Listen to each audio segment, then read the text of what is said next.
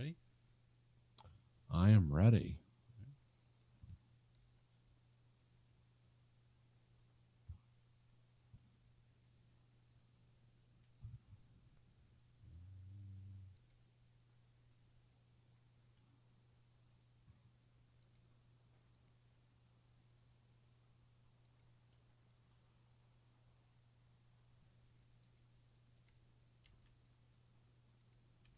Just throw this on Facebook for the hell of it. Hopefully this works.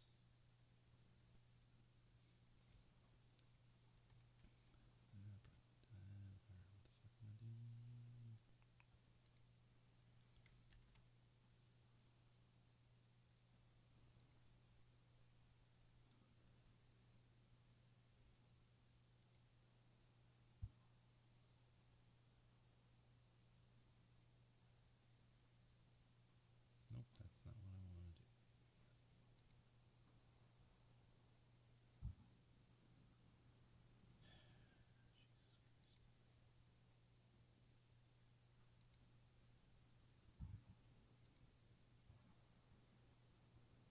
Oh. All right, you recording? I am recording. You're listening to the Verhoeven Effect podcast. I'm Conlon. And I'm Nathan. And today we have a very special episode. We have the 1997 movie Jackie Brown. Oh, no, I did right. Okay. First came out December 25th, 1997, so I'm guessing just in time for reward season. Although I only got one nomination at the Academy Awards. Hmm. I think, do I still have that up? I actually don't know. Look, I think it got best. Was it best supporting actor?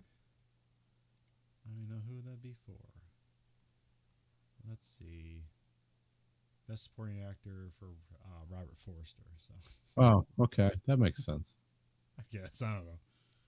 Yeah, there's a. Well, who did win? Because they just got nominated. So who did win best supporting actor? Nah, it doesn't matter. Nathan, do you have a history with Jackie Brown? I remember I watched it on. I rented it because this would be in the period that I was moving to Michigan. So I wasn't watching a lot of movies in theaters with that when this came out. Yeah. But I remember renting it and watching it and enjoying it. Because I remember, I think this is one of the last ones. I think this came with like 2 DVDs when you rented it. Oh yeah. Yeah, because it was longer, and I don't know how they had the encoding on DVDs back then where they could do, or maybe had to flip the disc over. I'm not sure. But yeah, I always liked this movie. I thought it was a kind of an interesting throwback type film. Yeah, I thought it was fine, but I remember being like the hype was so much for it being a Quentin Tarantino movie that like a lot of people didn't like it because it was pretty low key for a Tarantino movie. But it's also based on an Elmore Leonard novel, so that like has a whole different like yeah, it's not necessarily a Quentin Tarantino movie. Yeah. I mean, it has some of the hallmarks later on when it does some of the time stuff, but for most part, it's like it's a linear movie. So. Yep.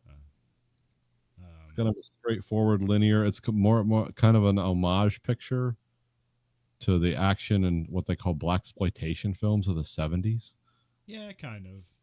I mean, it's a bit more arty than that, but yeah, it is. But it kind of like it's using a lot of those trappings. So yeah, like especially like in the opening where you have like kind of like the music and like the credits and stuff like that, where it's like very 70s. But yeah, this is also his follow up to Pulp Fiction, not necessarily. Because he was just in the milieu of doing other stuff around the time. Like he wrote and was in From Dusk Till Dawn.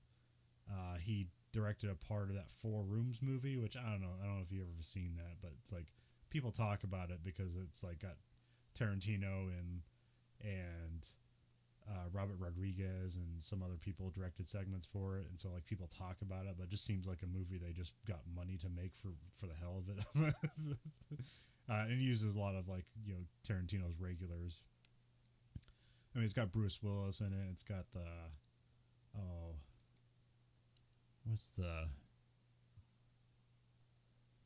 crap. What's the main guy in Reservoir Dogs? Who's the informant? Oh, the the cop. British. Yeah. Roth. Yeah. Yeah. Yeah. He's like he's like the bellhop that like or whatever staffer that goes between the different movies. And then also he was just he's doing a bunch of other stuff. He's like everybody wanted to know what after his Oscar win. Which they didn't win for best movie, he won for screenplay. He already lost to Forrest Gump. Yeah, kind of weird, but yeah. So like he was definitely like an interesting guy that I loved to like interview at the time, and then like he was writing a bunch of stuff or working with people, and he was just in that whole like him, Kevin Smith, and Robert Rodriguez. They were just all doing like high-end indie stuff together. But it seems weird that like after this he made Kill Bill. Yeah. I feel like there would be movies in between there, but like nope. It's like this was like the last movie he did in the 90s, and then he did Kill Bill in the 2000s. Yeah, Kill Bill is probably more of a return to form for him. Yeah. But that's also, they filmed 2 movies out of it, so.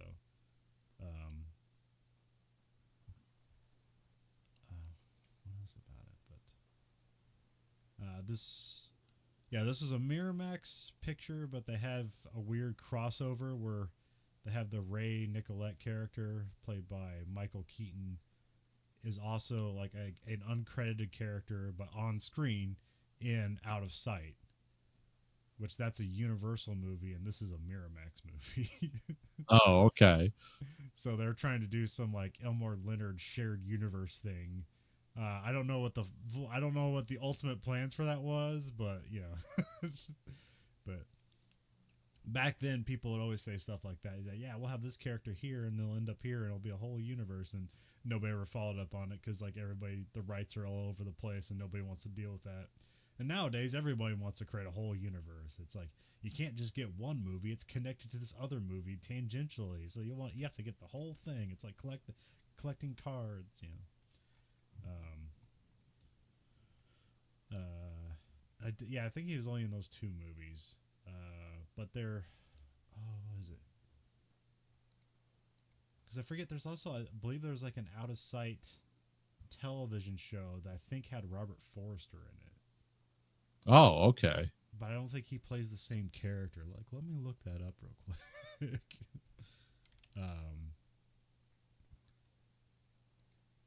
Let's see here. Out of Sight.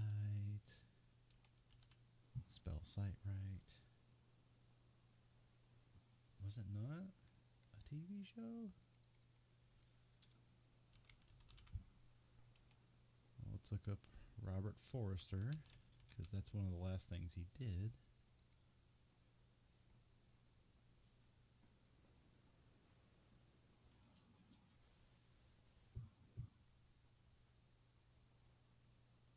Robert Forster was in Better Call Saul? Yeah. Huh. I mean, for one, yeah, like the last part of it. Or, well, yeah, because he helps Saul get away, too, with the same technique. Oh, yeah. And he was another guy that died after the Twin Peaks thing came out. Yep. I mean, he died a bit later, but he didn't, like, die immediately after production like a bunch of people in that show did. Yeah, there's a lot of people that died on that. Oh, man, was he not in that? Damn it. Okay. Well, now this is going to kill me. Robert Forster's in Breaking Bad? I don't remember. Is it the same character? Yeah, he's always the same guy. Okay. All right. I don't remember that, huh? He was also on the Eric Andre show once. Yeah, but who is it? Yeah. Everybody's accidentally in that show. Why wouldn't you be on there? Yeah.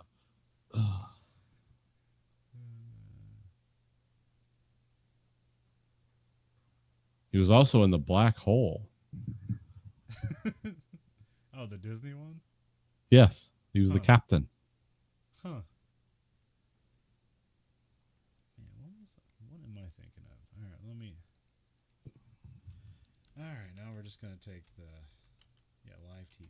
Elmore Leonard TV show. Oh, Justified was one of his. I guess I knew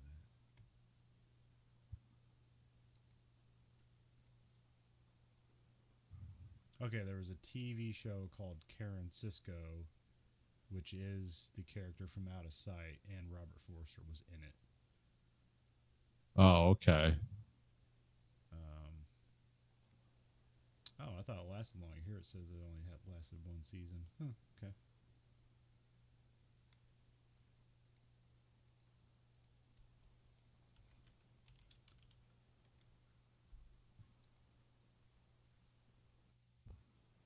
Oh, no, here it says 4 seasons. Okay. Yeah, Robert Forster, Bill Duke. Okay.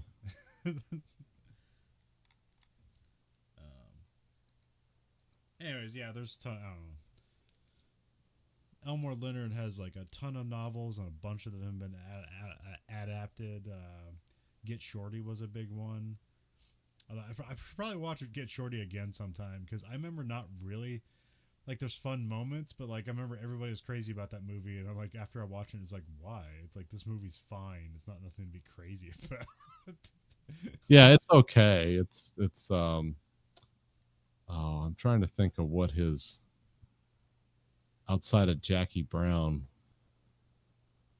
What was Justified was basically that was his last novel, and the main character in that is basically Elmore Leonard character. Yeah. Um, Have you seen the news? They created a new like season of it that takes place in Detroit. I've heard about it. I haven't seen it yet. It's not out yet. I just remember seeing like advertisements for it, and it's like, oh, that's weird. Because I guess they just love to bring TV shows back. But yeah, it's called Justified City Primeval. Okay, that makes sense. You know, I'm trying to think what my favorite Elmore Leonard novel is. Probably Tishomingo Blues. Okay. That's an interesting multi-layered one. I don't think I read any of his books, but like all the movies they're based on seem to be kind of like quirky crime capers. It's the same thing. Okay. Yeah, Tishomingo Blues, what I like about it is like because it's like set in it's in Mississippi, I think. But it's about like what goes on, because the Tishomingo is an Indian tribe, and they have a they have one of the casinos or whatever, and it's basically about all the crime that goes on with that, and also the local kind of that southern mafia that exists. Yeah. And they it's a lot of ins and outs, but it's it's like a multi-layered story, but it's also like really it gets crazy violent at the end. Like it just basically like the whole book just wraps up with almost everyone getting killed. And it's like, whoa, okay. Because Elmore Leonard does like great character development in his books, and then it's like, oh yeah, all these guys die. You're like, oh, okay. Well, is that book quirky at all, or is it just all seriousness and death at the end? No, it's quirky, but then it becomes No Country for Old Men in the last 3 chapters. This is as I remember it, but it's like kind of not what you think it would be. It's been years since I read it, but yeah. But yeah, I definitely when I first saw this when I was a kid, I didn't really have an appreciation for it because it's like, this isn't as cool as Pulp Fiction or Reservoir Dogs. And so now watching it now, I have a way more deeper appreciation for it. It's like, oh, this is about aging and having to start over again, and not wanting to do that. It's like, oh, okay, now I understand that. Yeah, I mean, yeah, it's one of the things I liked about this movie was it's like, oh yeah, these are all like middle-aged characters. Like this is, it's fairly low-key violence too. It's not like the typical over-the-top. No, I mean when it happens, it's still kind of like shocking. Yeah, but it always seems to happen like either off frame or at a distance. Yeah, it's interesting the way that's done. Yeah, well, yeah. I mean, yeah, this is an R movie, so I guess he was still trying to be Yeah, I think he was just trying to do something new. But apparently, like, oh, what was the? I didn't look up any stuff for it, but apparently it was like, the Tarantino or no, who, like, why did Tarantino want to do this movie? Was it his choice, or did like somebody give him like, hey, we're doing this. Do you want to do it? I'm not sure. Because I don't. I I think this is his only adaptation. Yeah. Because everything else is all original from him. Well, I know like I do know like Elmore Leonard stuff like that. It's like that's one writer where they really fight to get the adaptation rights to all his stuff for TV or movies. So I think a lot of it got I think it became like a series of that, like they got the rights to like do 4 Elmore Leonard books, and this was one of them. Yeah. Um, Where they hitting the time limit where it expires. So they're like, we got to make this now. no, I think the I think what happened was they like Tarantino said, "Yeah, I'll do it, but I'm doing the screenplay," and then like Elmore Leonard has some kind of I don't know if he actually has like final say, but I know you don't want to piss him off or you won't sell you the rights for other stuff. Yeah. So I know there was some stuff where they had him and Quentin Tarantino went back and forth because he did change it around a little bit from the book. But Elmore Leonard said it was great. It's like, oh, this makes a better movie than my novel would be if you just straight up transposed it. So I know that there was a little bit of back and forth there, but I don't know exactly like what the reasons like, oh, does this have to be made? But the book it's based on is called Rum Punch. Yeah. Obviously, he had a different, like, obviously Tarantino had a different, like, kind of a vision for it. Yeah. Because it's gonna be like, no, we're gonna call it Jackie Brown, and Pam Grier is gonna be the centerpiece of all this, which I doubt was in the book, but I haven't read the book, so I don't know. I have read the book and I was gonna read it again for this, but I just got too busy. So yeah. Because I don't feel like I have to do like a lot of hard sell on a Quentin Tarantino movie. It's yeah, like, what are we gonna say that hasn't been said? Yeah. Yeah, it's like they're all amazing in their own way. There's no bad ones. It's just like what kind of mood or frame of mind you're in. The guy is one of the biggest geniuses of character development and spoken word dialogue in movie history. So it's like I'm not gonna like sit here and pick it apart. It's like, yeah, he is a modern American like film auteur. Like it's just either you like his stuff or you don't. But yeah, he is very much like Kubrick in a way, except he doesn't have the technical skills that Kubrick does. But he's kind of but good with production and definitely with story and just audacity with stuff. But yeah, I mean, also he only makes movies like once every 4 years, which was like the pace that Kubrick had. Thing I like with Tarantino, I'll say is like, oh, the people in his movies, that's how real people talk. Yeah. Like there's nothing like some of it's funny and exaggerated, but it's like, no, people actually have like strange conversations and beliefs and and they do talk like that. Like all the stuff in Pulp Fiction is like, oh yeah, I know people that talk like that. Like they will just worry over the most absurd details of something, and it's like, well, yeah, that's not you're not even thinking it through all the way. But in the Tarantino movies, these guys are criminals and killers and cops, and that makes it scary. It's not just the guy pumping your gas has a weird theory. It's like, oh, the guy going to kill 4 people is having like this existential crisis about this, that, and the other, and he's going to talk about burgers in Europe, and it's like, one, you're a gangster way touring in Europe and eating hamburgers at Burger King and then 2, it's like, well, now you're somewhat relatable and likable, and then you immediately become an evil person that's killing people over some sort of like criminal conspiracy. Over the suitcase from Repo Man. It's like everyone's got to die. A room full of people are going to die over this. And you're also like a heroin guy. Like you love heroin.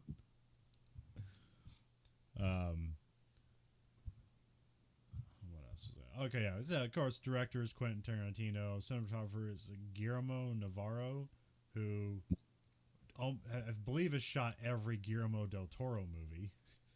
Nice. So that's Okay. mostly what we know him from. But yeah, he's done a bunch of stuff. So yeah, I mean he does a great job here too. Um, I'm not sure. I'm not sure if he directed any other Tarantino's movies. No, it doesn't look like it.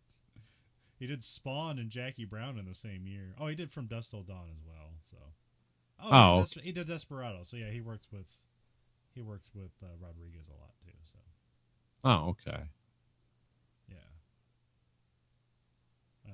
but yeah, great cinematographer. So did he? Yeah, I think he might have won the Oscar for Pan's Labyrinth because I remember that winning like everything that year. Oh yeah. I've never actually seen Pan's Labyrinth. It sounds interesting. It's like Spain and like what is it? The Spanish Civil War, like just before World War Oh, II World War breaks. II. It's in Franco, Spain. Okay. Yeah, yeah. And then like some girl ends up in like some weird wonderland full of monsters, but they're actually like good people, while like her father is a monster, an actual monster. Oh, Well, okay. not an actual monster. He's a metaphorical monster, but he's a real person, and that's like the whole gimmick of the movie. It's like, oh wait, no, the people that look like monsters are actually good people, and the people that look human are actually monsters on the inside, essentially. Oh, But okay. I've never actually watched it because for some reason it sounds like Pan's Labyrinth. It just sounds like it's a children's movie, but it absolutely is. um, Again, I haven't seen it, but what did he directs a directed? What did he direct? There's something on his director list that sounded weird. Um, well, he directs a lot of TV, so he's not really directing a lot of movies. Okay, never mind. He didn't. Because there's something on another movie he did cinematography for is called like I Am Number 4, which I only vaguely remember that movie, and I remember I don't think it did well. I remember it looking stupid, but you read the like synopsis for it and it seems like sort of interesting. I think it's like teenagers get superpowers and then like somebody some alien like bounty hunter has to kill people, but they can only kill them in a certain order, and the person, the lead of the movie is the fourth person that has to die in the list. Huh. So they've already killed 3. Looks stupid. I don't know. I think that was that era of like, hey, Hunger Games is big. Let's just start adapting all these like kind of dark Oh, young adult films. yeah, the era of YA films and Yeah. books.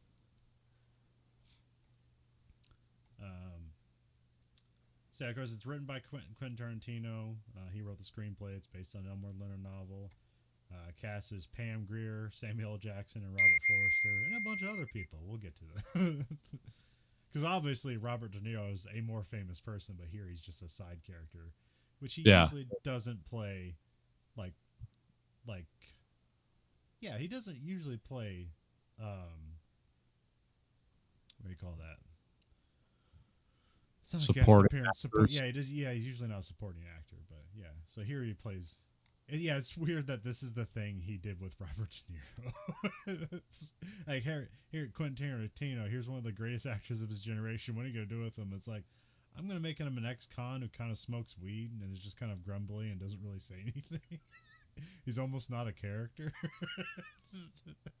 I'm gonna make him like the wacky sidekick to the low key sidekick to an over the top Samuel L. Jackson as Ordell Robbie. So, Yeah, but maybe that's on purpose, where it's like, yeah, he's spreading his wings. Of course, now he does. Well, he doesn't do anything, but he has a lot of weird, like, dirty comedies he's been doing lately. It's like, I know there's one that's literally called Dirty Grandpa, but there's like 2 other movies that are basically the same thing like that. And there's some new one where he's like, it's like about like an Italian family, and like he's like the embarrassing father who's like having flashbacks or something. oh, Like, really? well, no, it's a comedy. Yeah, that sounds funny. And it's like I don't know. There's some I don't know. I guess I'm out of comedy because like it's based on some guy's comedy routine about his family, and I have no idea who the guy fucking is. Yeah, I saw like an advertisement for it. I'm like, what the hell is this movie? This looks pretty stupid, but I don't know. Maybe a bunch of people saw it. Yeah, the movie's called About My Father. Oh, okay. Yeah, who's this guy?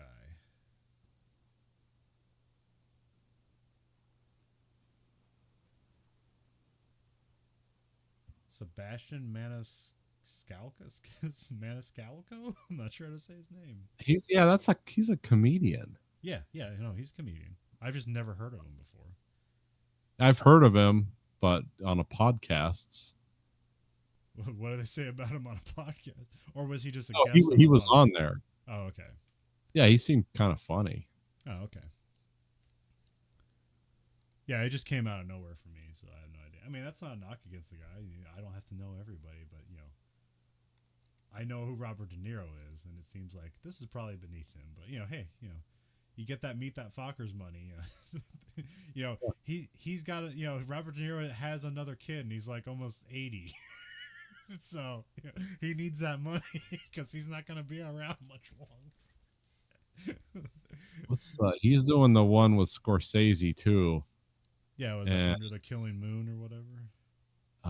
Killers of the Flower Moon. Okay. Yeah. Is that a song, Under the Killing Moon? Is that why I keep mistaking? Yeah, that's Echo and the Bunnymen. That's from Donnie Darko. Yeah, okay. Yeah, that's the chorus is like fate up against your will. You will something or another. You will go to him or something. Yeah, that's Echo and the Bunnymen because it's like is the core. It's the tag or whatever, or the music they play. I don't know what you call it, but yeah. Killers of the Flower Moon is like a Western. Yeah. And I think it was a book too. Yeah, I mean, I guess they did that. Was it the Irishman? They did that together. So yeah, so. Oh yeah, that's right. The Irishman. Yeah, that's right. Because this is a Netflix movie as well, right? The new one. That's Apple TV Paramount. Oh, okay. Huh. What's the other? Oh yeah, that's why I know. Yeah, they're doing a lot of big movies. I can't remember the other one they're doing, but Brad Pitt's shooting an F1 movie, and in the recent F1 race in Silverstone, like they had the garages set up for a 21st team called Apex GP, and so like in the formation lap they had their cars like along with the other F1 cars to pretend that like they're in the race, and then they just like peeled off to the side and got out of everybody's way. Huh. But yeah, it's the Tron Legacy and Top Gun Maverick director. Okay. They're doing an F1 film with Brad Pitt, and it's an Apple TV production. And yeah, they're filming with F1, so no idea when that'll be at. But yeah, Apple seems to be throwing a lot of money at some of their movies they're putting out. That recent one was like Ghosted. Where it's like I can't remember that chick's name. That French chick who is in Blade Runner 2049 as the like digital girlfriend, and she's like this secret CIA agent, and then like Chris Evans is like her like the doubting date character. Anyways, that's Apple TV's weird, so we don't have to talk about that. We're going to talk about Jackie Brown. So we have Act 1. We get the cool profile moving shot of Pam Grier, who plays, of course, the titular Jackie Brown. She's like, I can't remember what they call it, the people mover thing in the airports. Yeah, the moving walkways. Yeah, the moving walkways, which you're supposed to walk on, and it increases your speed.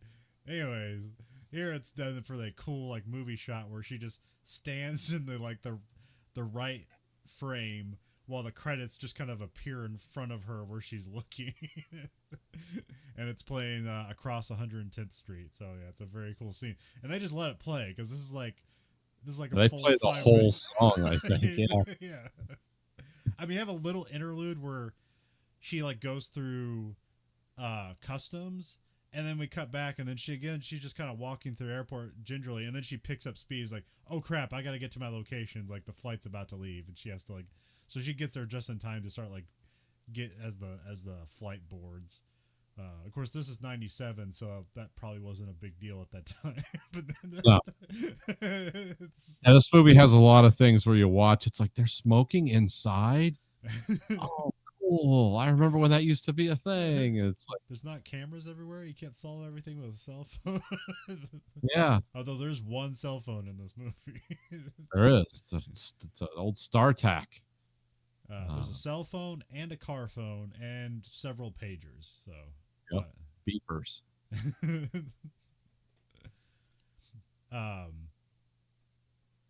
But yeah, there's also just a thing about this movie. Because do you remember the advertising for this movie? I do not. Because there's like some stuff, and I don't. So generally, maybe Quentin Tarantino does this, but like generally, I don't know, when you're like, when you don't know how the film business works, generally you think like, oh, this ended up in the trailer. The directors and everybody must have shot it this way because they knew they were going to put this in the trailer. But that's not how it works. Like, the director and everybody shoots one movie, and then they have a separate team that cuts it together in a trailer. It's often why trailers, you can make a trailer look really good and then go watch the movie and it's garbage. Because a trailer basically is the movie encapsulated in 3 minutes. And sometimes the movie can be a mess. It's purified movie. We're going to take the best elements of this movie and condense it down to 2 minutes. And put a song behind it, so it's basically a music video, so it's always cool. Yeah. That's going to be great. It's like, well, wait, people are going to be talking and stuff. So I remember, like, one of my favorite trailers of all time, and I've seen a lot of trailers that have a lot of favorites, is the Wonder Woman 1984 trailer. Yeah. Oh, yeah. That is a fucking awesome trailer, and that movie is not that trailer. Yeah, when you see that, you're like, this is going to redefine superhero movie genre.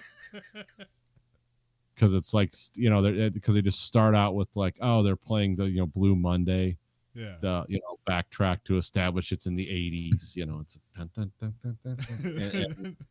And then like she's walking towards the camera and it's like, oh, Chris Pine's back. Like, how's that possible? Okay. And there's something is going to happen. They're flying the plane through fireworks. It's like, this movie's going to be great.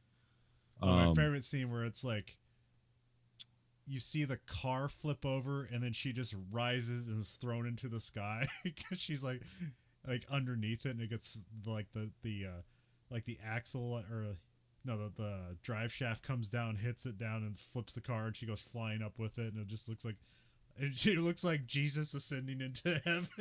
It's like, yeah, this is awesome. And then it happens in the movie. It just kind of happens. It's not as spectacular as it is in the trailer. Yeah, they slowed it down for the trailer, but not in the movie. It's like weird. Okay. But anyways, I remember there was like side stuff they would do advertising for this movie, because there's like the scene in these like trailers, these trailer vignettes. I don't even know where I saw them at, because it wasn't like the internet was a thing at the time. But I don't remember like downloading internet trailers at this time. And it was vignettes of, you heard Tarantino off screen, and he would say, Pam Grier is, and then Pam Grier would like lean into shot and go, Jackie Brown, and they just keep doing it over and over again, and that was the advertising vignette for Jackie Brown. And they have a bunch of them. Like, I just saw one on the Internet Movie Database. When you click on the movie page, it'll run trailers, and they just have, if you don't tell it to stop, it'll run like either alternate trailers or ride into some other hopper. But they had like some behind the scenes stuff where like they have the walkway scene with the credits, and then like Pam Grier is like pretending to be surfing and shit like that. Like those vignettes just ended up places for the advertisement for this movie. And then, you know, there's also just standard trailers. But also like the whole, like, I remember the big talk about this movie is like, Pam Grier's over the hill, what's she doing starring in a movie? And she is so fucking hot in this movie. It's like, what the fuck are you talking about? Why hasn't she been in every movie? And here at the time, I mean, the movie they say she's 44, but at the time she would have been like 48. So, Yeah. um, but yeah, I remember like that was the weird knock against the movie. It's like it's starring all these old people, but it's like Pam Grier who wasn't being utilized. Like I think she was like a guest character in like Escape from New York previously, and then like she was like the mother of one of the of like the two kids, and then like the wife to the boxer in Mars Attacks. That's what she was doing also, before then. Oh yeah. I'm trying to think of what else she was in. So I always think of like Pam Grier, like Ghost of Mars. Yeah. That's a bit later. Yeah. Yeah, I mean this movie like basically gave her another 20 years of an acting career. Yeah. Because it's like well, also remember like in the late 80s, she was told she was going to die. Oh, like she had some kind of cancer that was like super aggressive, some kind of women's cancer, not breast, some other cancer. And they're like, yeah, this is like fully like formed into whatever its final phase is. Like you're gonna die, you got like 12 months to live. And they did like really radical chemotherapy stuff out in California, and like yeah, she's still alive to this day. She's like in her 70s, but because I remember they said she's basically was told she was gonna die in the 80s, like late 80s. Oh, okay. But yeah, I mean she first like was she most famous, well at the time, I mean this would be her most famous role probably, but she did like she was Foxy Brown, like the the detective blaxploitation movie. Although I don't think she's actually a detective in the movie. I think she's like a private detective because it's like a revenge movie if I remember correctly. Yeah, I mean there's balls in the jar at the end of it. I remember like one of those movies. There's also like I think Roger Ebert reviewed Foxy Brown, and it's like this glowing review because his wife is black. And so when you hear him talk about Jackie Brown, it's like, oh yeah, Roger Ebert's in the black women. Yeah, it's like this is the best thing ever put on film. It's like, really? Oh, wait a minute. Okay, yeah. Wait a minute. I get it.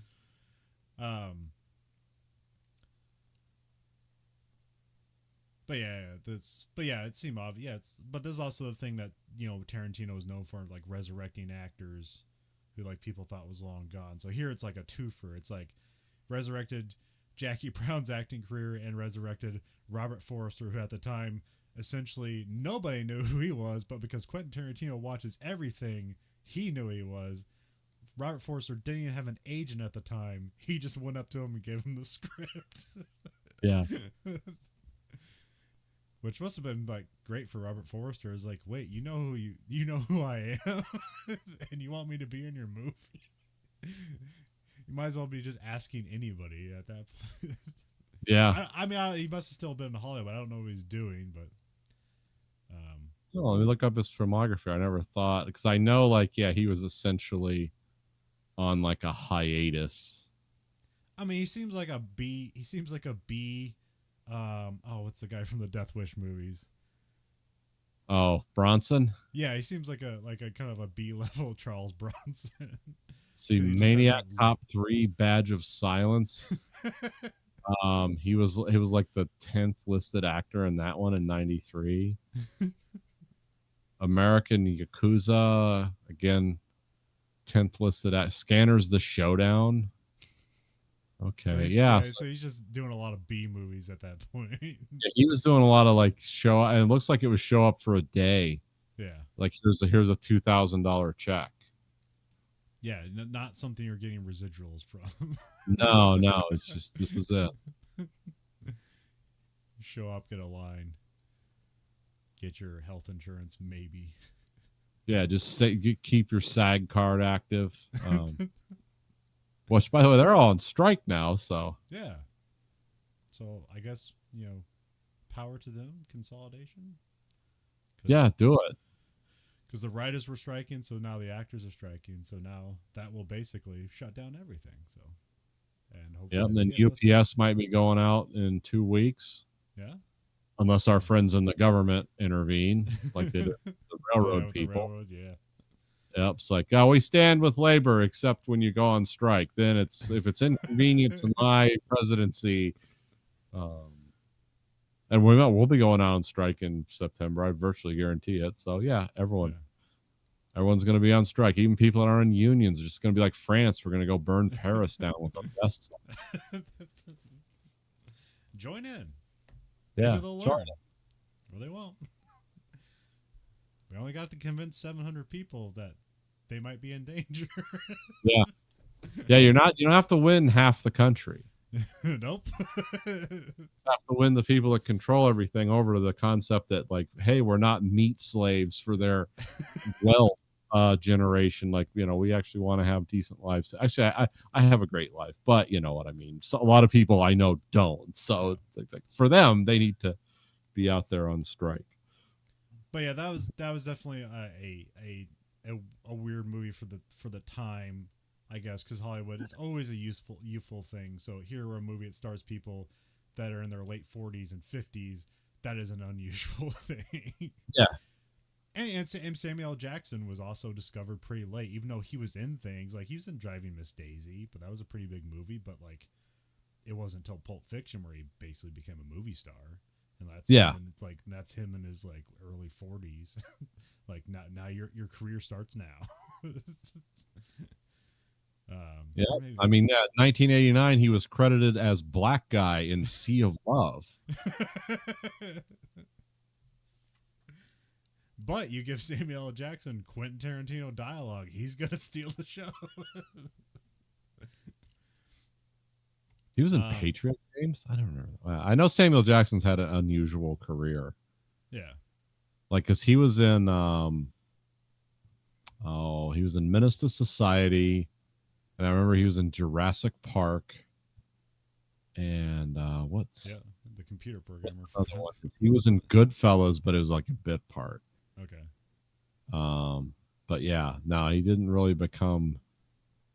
Yeah, it wasn't until Jack. Yeah, his speech is the hitman when he's quoting from the Bible. Yeah.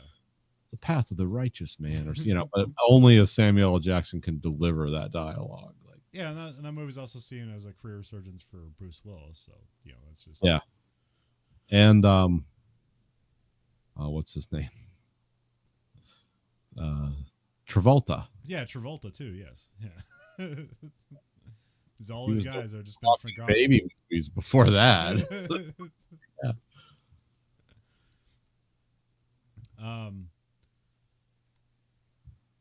Yeah. So she's a flight attendant. Jackie Brown's a flight attendant. She lets people on the plane, which, this will make sense later on. But essentially, this is the introduction to the Jackie Brown character, with no context whatsoever. Just here's your credit sequence. We can use it to like establish the character. Where it's like she's cool, and then stuff starts happening, and then she's kind of got to be in a hurry, and it makes her less cool when she's in a hurry. Then we cut to chicks who love guns. Which I believe this is a real video series. This wasn't made for the movie, right? This is just a real video series. I believe so. Okay. I don't because like if you look at like the it's like got sub credits in it for those people. Yeah. And it's like courtesy of something video, so it's like, oh, okay, that was like not produced for the movie. That was its own little thing. But I can't find much information about it. Yeah, which this was basically like guys love, because pornography wasn't freely available like it is now, and this would be something you could buy that wouldn't be considered pornography. But guess what? It's got guns and chicks with big breasts shooting guns. So this is clearly jack off material. Yep. Chicks who love guns. It's Samuel L. Jackson who plays Ordell Robbie, and then Robert De Niro who plays Louis Gara. They're watching VHS videos of chicks shooting guns. And basically Ordell's talking about his illegal gun sales business, which they don't get into the weeds here, but I'm guessing it's just like, drug dealers need guns. He's the go-between. I don't know where Ordell is getting the guns from, but he's getting them somehow illegally and selling them. Presumably it's all illegal. So, I mean, yes, it has to be illegal, but yeah, well, he's been in and out of prison a few times. Yeah. So it's like, he's not, getting an FFL and dealing this out of the car. This all illegal, and the prices he's talking about for these guns are very high for guns of that era. So it's like, oh yeah, these are obviously like stolen guns. It's But here it seems like it's like, my clients shop from a catalog. They can get anything they want. Although that seems like seem like a luxury for his business to just get what you want and not just get what they can get their hands on. But but also there seems to be dealings with Mexico, where it's like the money's there for some reason. So that must also be like where the guns are coming through for some reason. So yeah, he's basically like a low to mid level criminal that wants to move up. Yeah, but I mean, he's selling guns to like New York drug dealers. So he's, that might be the only guy on his client list. But here it suggests that like he has like a wide ranging network of illegal gun sales within America, which again, I don't know how that works. So whatever. It works. Just understand he's a dangerous man. Yeah. Who's like moving away from drugs and small stuff like that and getting into more like, I'm a gun runner. He was talking about selling M60s to Koreans, which I don't know if that was a ruse or something he was actually also doing. He was saying they're getting him out of the Gulf War and bringing him here to sell to people. And they said like the Koreans were then like going to use it to intimidate the brothers in the neighborhood. Based on the famous LA riots when you had Koreans with shotguns and rifles and stuff. Who actually, have you ever seen the videos from that? Yeah. Straight up firing into the crowd. Like they were actually shooting into the crowd. It's like, oh, wow. Okay. Never got prosecuted though. But I guess in a riot you can do that. I don't know. Maybe you can. Probably shouldn't, but maybe you can. But here, like, Ordell seems like a fun guy. It's only later that it's a bit later where it starts to hint at his menace, and then later on he just becomes more and more menacing as the movie goes on. Which is, but his character never changes. You just see more about him. He's still the happy-go-lucky guy. It's that he seems happy-go-lucky when he's talking. The more he's silent, the more you feel the like, oh, he's a dangerous man. Yeah. So he's only fun when he's talking. As soon as he stops talking, it's just all murder. So it's like, all right, never stop talking. You're the new Bond, or you're the new Doctor Who villain this week. Keep this man talking, or he kills everybody. Yeah. We got also in the room. We got Bridget Fonda. She plays Melanie Ralston, who, this is also kind of like, oh, it's weird. She's absolutely gorgeous in this movie, but at some point, like because they show pictures of her here when she's like younger, and then like Ordell's talking about her like she's over the hill because she's in her 30s. Yeah. Also, I have no idea what she does other than she's like a professional girlfriend. Like, she's not exactly like a prostitute, but she just kind of like lives with people and they kind of have sex. Yeah, that's his blonde surfer girl. Who, by the way, he knows is completely faithless, and yeah. It's also that's what's that guy's name? Peter Fonda's daughter. Yeah, that's who that is. Like I thought she looks familiar. Why do I? Oh, okay, yeah, that's right. Yeah, what was her most famous movie? I don't remember. What has she been in recently? Because I definitely know the name. She quit acting. She had a really bad car wreck and then married Danny Elfman and quit acting in 2000. Okay, yeah, that'll do it. She's in Lake Placid. Oh yeah, she's like one of the sheriffs, right? I think so. Yeah. She played opposite Stanley Tucci in her last movie. It was a romantic comedy. Oh, that's right. She was in Point of No Return, the oh yeah, the La Femme Nikita remake, American remake. So that's right. Forgot about that. So I guess I know. Yeah, she didn't. Yeah, she hasn't. Yeah, she pretty much quit acting after 2002. Yep. But yeah, I think I just remember mostly from the point of no return, which is something we probably should cover. We should do an episode where we watch both La Femme Nikita and, and Point of No Return. Compare note. I don't know. That'd be too much, but anyway.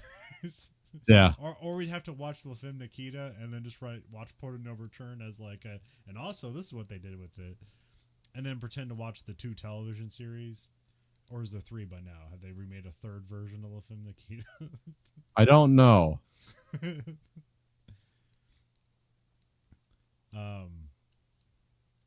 Yeah, because I remember like the La Femme Nikita TV show was like, hey, what's the most gorgeous, tallest, blondest Canadian you can put in a television show? And they found her. Yeah. And then they did a remake like in the 2000s where it's like it's an Asian lady, which I never watched it, so I don't know if that actually has any impact on like the movie, being that it's like has French origins. Like, well, now what's going on? Let's see.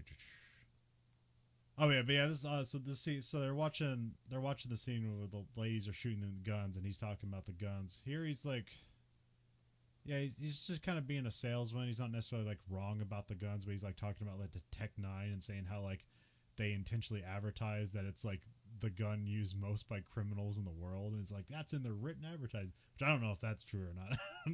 I don't know, Nathan, have you seen like the instruction manual for a Tech 9 advertising that it's the most used gun by criminals in the world? No, I haven't seen that. I somehow don't think that would be their advertising thing, or maybe it would. I'm not sure.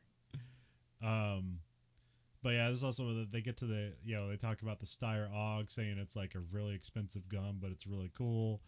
And then we get to the AK-47. We get the famous line, when you absolutely have to kill every motherfucker in the room, except no substitutions. Which really isn't true. It's just, it's, all those guns will kill every motherfucker in the room. Yeah, just any fully automatic weapon will do it. It's just the AK has, it's a bit more reliably kills every motherfucker in the room. Yeah. Here, then Ordell gets a phone call, and this is where like Ordell gets mad because he wants Melanie to answer the phone, even though everybody knows that the phone is going to be for Ordell. And here's where he just kind of stares a hole into her, like I'm gonna, like, bitch, I'm gonna hit you or something like that. Yeah. Or no, he says something essentially, he's threatening violence. So she gets the phone, and then just like she picks up the phone, says hello, doesn't even wait for an answer, just puts it down, goes, "It's for you," and walks back. So then Ordell gets the phone call, and then Melanie and Lewis, or not Lewis, Lewis. Okay. I don't know. I wrote it as Louis, and I don't know whether to say Louis or Lewis, but it's Lewis in the movie. Because usually if you want specifically people to say Lewis, it's Lewis. But here it's spelled Lluis. So, Okay. Here we learn that he's recently released from prison. From prison for bank robbery, which Melanie's impressed by. We get another call. So again, there's like strife where he just looks at her, and then she finally gets up from smoking weed to go answer the phone, and then she comes back. The phone is still off the hook, and then she doesn't tell him like what happened. He just kind of picks it like, well, who was it? And it's like, oh, it's Beaumont. So he gets the call from Beaumont. Oh yeah, it's weird. Beaumont's in jail, and then Melanie and Lewis just smoke weed, and they seem to love doing that. Yeah.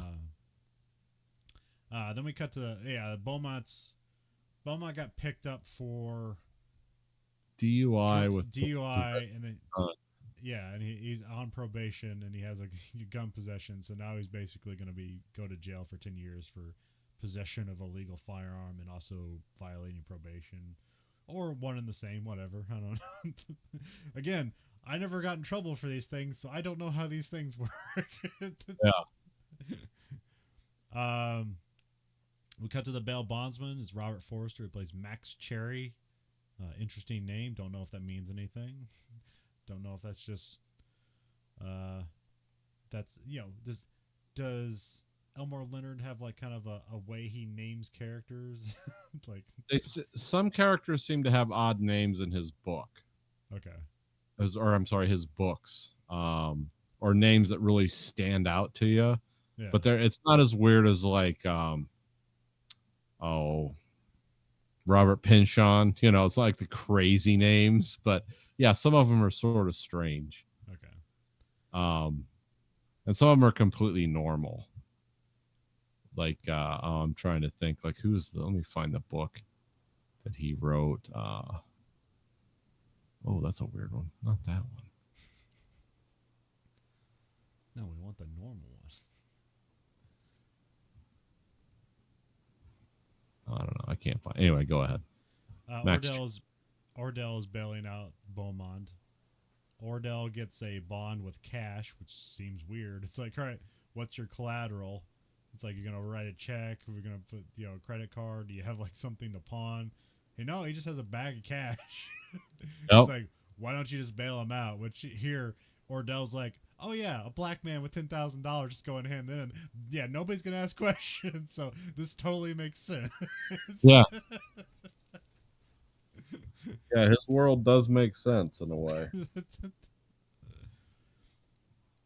I don't, and it's like, is this race stuff in the book, or is that something Tarantino brought to it? That's a Tarantino thing. Okay. Which is like, again, having lived in Metro Detroit for the last 25 years, like, yeah, this is how people talk. But now they act like it's some terrible thing. Like, oh, you shouldn't talk that way. It's like, well, black people are saying it in a movie playing black characters. And yeah, they don't like that a white guy wrote it. Yeah. Which I can understand, but also it's like, I don't know. It's like, Quentin Tarantino lived in like, where did he lived like in downtown LA, and like his stepfather was black, so he's been around black culture essentially his entire life. So yeah, I would say that Quentin Tarantino, if I had to guess, is probably a friend of that culture or promoter of it. Like, he seems to love it in a way that's like, oh yeah, I'm, because they're always like, they always come out on top in a lot of his stuff. It's like it's this wise black guy or gal that always wins out. And so, yeah, because people are like, oh, he must be racist because he uses that word a lot. It's like, well, no, number one. Actually, yeah. His casts are very diverse, and clearly he's not racist, but I know the words are very charged in his movies, and people don't like that he's white and that got written down. So they like to think like, well, if he wrote it down, then he's saying it, and he's racist. It's like, oh yeah, this is Quentin Tarantino's dream, is to like be a puppet to Samuel L. Jackson, to just say the things he can out loud. That's what's going on here, not a motion picture. Yeah, that's his whole thing. It's Quentin Tarantino, secret Klansman. It's like, nah, no, I don't get that vibe from him, but whatever. This is the stupid culture we have now, where it's like, yeah, I can't believe people are doing this. It's like, I hear people talk like this all the time. I do not, but I hear other people that do, and it's like, and that's whatever. And also, that speech from True Romance that oh yeah. But like, yeah. I mean, that whole speech is basically like calling out somebody for being racist and basically daring them to kill them, and they do so. Yeah. It's like, that character is not being racist. He just knows the racist character is racist and uses it against him. But again, you can put warning stuff on there or whatever. It's like, yeah, this is going to say bad, hateful things because it's a movie about bad people and hateful people. Yeah, it's a movie about killers and criminals. That's why it's rated R. Yeah, R-rated movie, people. Not R for racism. Has Tarantino ever done a PG-13 movie? That's a good question. No, well, he's only done so many, so I don't think he's ever done a movie that wasn't R-rated. Okay. Just the dialogue alone. Yeah. With like just the concepts introduced with there's no violence, and it's just the things these people say, it's nightmare inducing.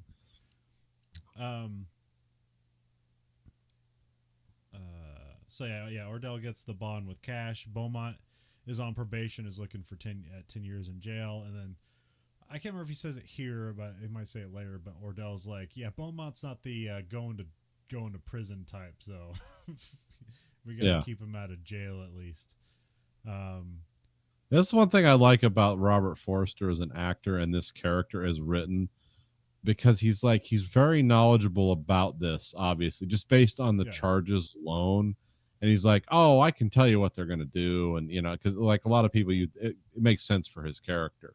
But it's the Robert Forster, like, just straightforward dialogue delivery. Yeah. It's like, yeah, this is a no-nonsense guy. It's like, yeah, you're at the worst point in your life. This is how it happens. This is why things work this way. This is what they're going to do. And they'll tell you why. And, and he's immediately, of course, suspicious of Ordell because he's dealt with people like that all his life. He's like, okay, this isn't on the up and up, but I can't necessarily say no because I'm in business. I'm a bail bondsman. So, yeah. Well, I mean, that's what makes his character endearing, is he's straightforward and sort of naive, but he's a naive person who's been beaten into submission by reality. And so he's still like an honest person, but he has to deal with dishonest people because he clearly used to be a police officer, now is a bail bondsman because he thought that was more honest some way. It's like, at least I know the people I deal with are liars and criminals and thieves, rather than I'm working with people who are liars and criminals and thieves and they're in the law enforcement department. Yeah. Yeah, there is no honest broker in any part of this business. I'm just I'm dispensing advice and helping people bond out of jail. But he's so experienced that he can just do this automatically. He's like, here's the process, here's what's going to happen. And that's calming to people because it's a guy who's has almost no emotions, telling you exactly what's going on and what's going to happen. Yeah. Especially if this is people, if this is a common clientele, it's like, oh, this person again? Okay, well, they know what's up. But if this is a person new and they've never had a family member be in jail, like, well, this is a great guy to call. He's going to tell you, it's like, has your son ever committed a crime before? Is he still in high school? It's like, is a father at home? Yeah, that's kind of the questions. He does ask that to someone at some point. Yeah. It's near the end, but yeah. Then we cut to Ordell shows up at Beaumont Livingston's house. This is played by Chris Tucker. Yes. I believe this is the last role he did as like a criminal. Because he essentially disappeared from acting because he got typecast. It's like, well, we love when you play a smart mouth criminal. And so he never wanted to do that again. And so Hollywood didn't give him any roles ever again. Oh, you don't want to do that thing we think you're great at? It's easy to cast you in and film, and, we don't have to torture, some director to try to make you do this. Oh, well, see you later then. Because he wanted to play either more positive black roles or play more interesting roles that wasn't just somebody stuck in the hood and can never get out. Yeah. He did keep doing the Rush Hour movies because he loved working with Jackie Chan. So it's like, yeah, if Jackie Chan wants to make a movie, I'll come back. So he did that for like 10 years. He also did The Fifth Element. Yeah, because that was a different character. That comes after this, where he plays like a flamboyant, weird character. It's like, yeah, that's more what he wanted to do, and nobody offered it to him, so he just did it. Which was weird because he did an excellent, he's the most memorable part of The Fifth Element. Yeah. Well, Gary Oldman's also very memorable too, but it's not on screen. I mean, Chris Tucker gets like 5 minutes of that movie. You remember who he is. Yeah, I mean, you know his name. It's like, oh, it's the guy with the weird hair. His name's Rudy. But he did show up he had that 10 years where he didn't do anything except Rush Hour movies, and then he shows up in a movie we'll be doing later on as kind of like someone kind of in mental rehab. It's very different. Okay. It's a very different character role for him. He's just a bit part, and he's not in it too long. So I don't know if he's done anything recently, but yeah, that was the last thing I saw him in, which will be revealed later. Okay. Like so he goes and see Beaumont, and Ordell's like, "Hey, he's like, yeah, man, thanks for getting me out of jail." He's like, yeah, no problem. Here he's being really calming because Beaumont's like, "Oh, you should be mad at me," but Ordell's like making it weird, where it's like, "Oh man, nothing's gonna happen to you. Like this, I talked to a lawyer, everything's gonna be fine. But like, hey, I need a favor for you." It's like, and this is where he explains like he needs him to hide in a trunk with a shotgun to scare these Korean guys he's gonna sell machine guns to. Yeah. Because also that was one of the what Beaumont's on probation for was selling machine guns like 4 years ago. Yeah. Which we don't know the context for that, but from being gun owners, we know like that's a hard thing to do. People are really looking at who has machine guns. So Yeah, it's not something that's like readily available. Unlike Hollywood would have you believe, it's like those are rare things, and they know who has them, and believe me, watching. They're hard to get legally. They got to be even harder to get illegally. Yeah, I mean, selling like wacko. I mean, unless they're just like modifying them, like I could see that. You know, if they find some junky machinist, it's like, hey, we need a full auto switch for this thing. Then yeah, sure.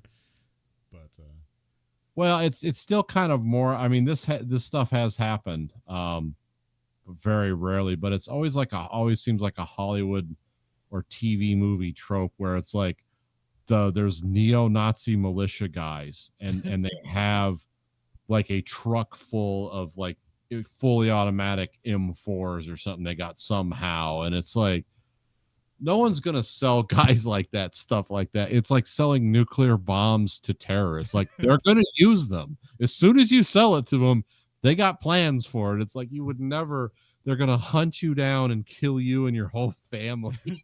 Like no one would ever sell these things to crazies. But yeah, in movies, it sounds dangerous. It's like, oh, there's guys running around with machine guns. I mean, we saw that in Miami Vice. Yeah. Where it's like, the guys are trying to buy the machine guns in the in the woods or the swamps or whatever. It's like, yeah, no one would ever sell those guys that. They would immediately just start this crime wave where they'd have to like activate the army to stop them. It's like, we're gonna find who sold them these guns for sure. Yeah, because I've never seen like M60s or like saws or M240 Bravos like in the wild. They're always at some like restricted gun range where it's like the gun range owner owns this and you can come shoot it for a rental fee or something. Yeah, and there's like 6 guys in the background holding pistols in case anything goes wrong. Bolted to a stanchion that you can't like just turn around and kill us all and walk out like the Terminator walks out of the store. You know, it's like that ain't happening.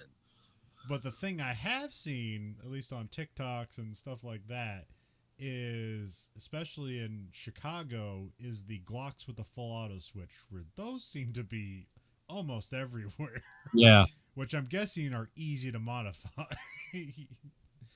What I've heard about those is they're good for like a few clips or a few magazines, to use the vernacular properly. And basically core them out. They're burned out. Yeah. Because the actual like Glock C or whatever, like the actual one that was designed for the Secret Service to replace the Uzis, like that's super reinforced and has a whole different metallurgy and everything behind it. But yeah, the ones with like the automatic switch on the back, it's like, yeah, you can do that somehow. They're doing that. I imagine you're just holding the firing pin forward somehow, but I don't know how it's done, and I'm not going to go into it. That would be illegal. Yeah, because then I would be going to prison for being, and I'm not a gunsmith. I'm just a dumbass. But yeah, I've heard that like it is possible, but it's also like it destroys the gun very quickly. Yeah, because full auto fire is not every gun you can go buy is designed to sustain that. It takes very specialized weapons designed, and even those break down a lot. So if I had the money and the place to store it, I still wouldn't have a fully automatic weapon because it's just more trouble than it's worth. Yeah. One bullet at a time gets you in a lot of trouble, let alone just spraying bullets everywhere. It's like, that doesn't work. Yeah, I mean, that's like, I'm sorry. I guess in my head, I'm always opposed to like civilians having machine guns, despite knowing that the statistics will tell you semiotic fire is way more deadly than automatic fire. Yeah. Because it's aimed, and an aimed shot is more deadly than the spraying shot. Right. Because machine guns are meant to not necessarily kill a bunch of people that are standing in your way like it's fucking the Civil War or some shit. It's to lay down bullets so people don't pop up and shoot at you. It's what they call suppressing fire. Yeah. Yeah, I mean, you learn that in the service, like the real pipe hitting fully automatic weapons are crew served, Yeah. and the ones you guys are carrying around mostly your single shot, maybe 3 round burst, Yeah. because those are the aim shots. The guys just firing the belt fed gun, they're just trying to literally keep your heads down so you can move up on the enemy. That's not now if they vector in on you, they will blow you to pieces. But really, they're just designed to keep it, just Area of denial. Yeah. interlocking fields of fire to Yeah. to serve to Yeah, because advance it or something. yeah, we're not even not qualified. You qualify on your rifle. In rifle qualification, at no point are you graded on automatic or 3 round burst fire. You're only graded on semiotic fire. Yeah. And that's important in the Marine Corps because you they have the least amount of money and typically the least amount of support, so you got to make those bullets count because you're not necessarily getting more of them. Yeah. As we've learned from the last 20 years of continuous open-ended but low-key warfare, it's like, oh, we don't have like pyramids full of bullets somewhere. They have almost run out of bullets several times. Now they always bounce back and always get a lot more. But it's like, oh yeah, it's like they're running low on ammo. It's like, why is that? It's like, well, because they're fighting an ongoing war where people could shoot up to 200 rounds a day. Take 200 times 50,000 soldiers. Like, how many bullets is that? It's like, oh, and these don't age like wine. You don't store them in perpetuity. So yeah, that's. I mean, the Army's usually a bit more well fed because they move like an elephant. It's like we're bringing all the stuff with us and we're moving slowly. Marine Corps, you are meant to be inserted in places they don't expect you to be, and you don't always have support. So that's why you got to be more careful about your shots. So that's why we have a bit more training than the other branches. Also, why everyone has to be a rifleman first. That whole thing.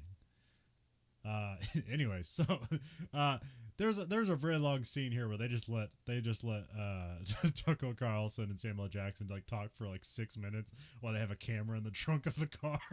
He's like, I don't want to get in the trunk, it's dirty in there. He's like, you just gotta do this. But this is a clever thing because he's like, here's a shotgun, get in the trunk, we're doing a thing. He doesn't know he's about to be murdered. Yeah, and you don't know it either. Yeah. You're like, oh, he's just going to do some other criminal stuff. Yeah, why he's giving him a gun? Like, why would he think it otherwise? So, like in Pulp Fiction, it's like, hey, we're just, I'm going to say criminals doing criminal stuff. That's not what they said in Pulp Fiction, but it's kind of the same genre. It's like, yeah, they're going to do stuff. Oh God, yeah, so, why don't you use that line referring to these two characters? Never mind, forget it.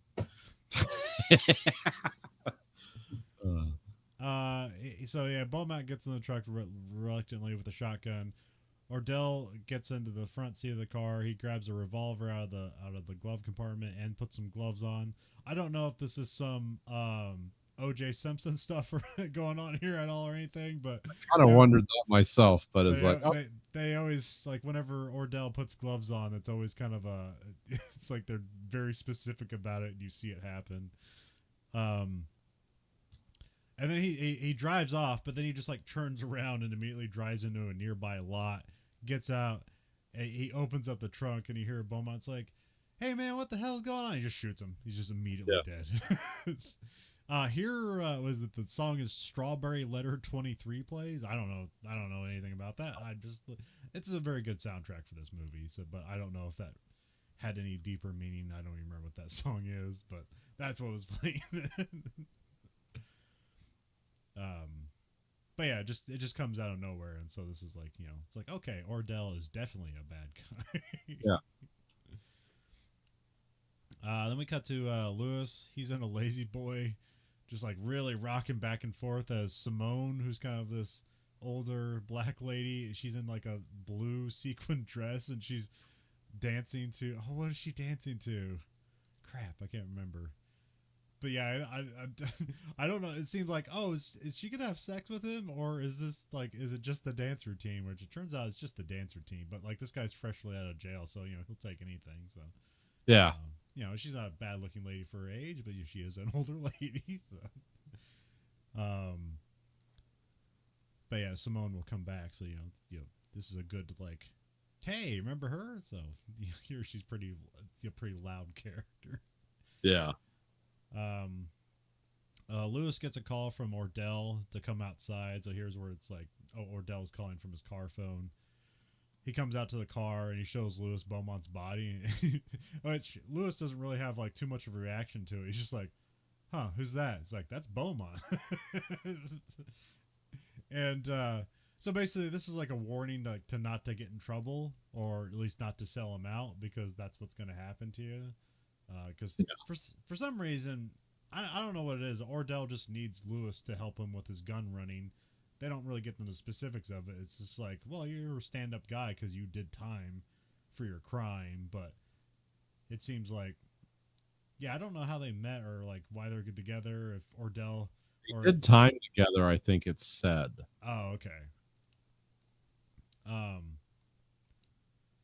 But yeah, it's not like Lewis is attached to any criminal organization. It just seems like he got caught robbing a bank one time, which I don't know if that implies he robbed other banks or if that was his first one and got caught doing it. We don't know, but later in the movie, we kind of get the vibe he's sort of a dullard. So it's like, yeah, that could have been the first one because he's just not very good at being a criminal.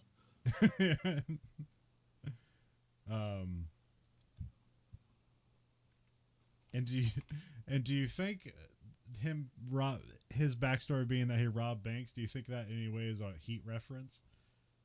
I don't know. It could be, but maybe not. I'm not sure. I did think about that for a second, but I was like, that's almost too on the nose.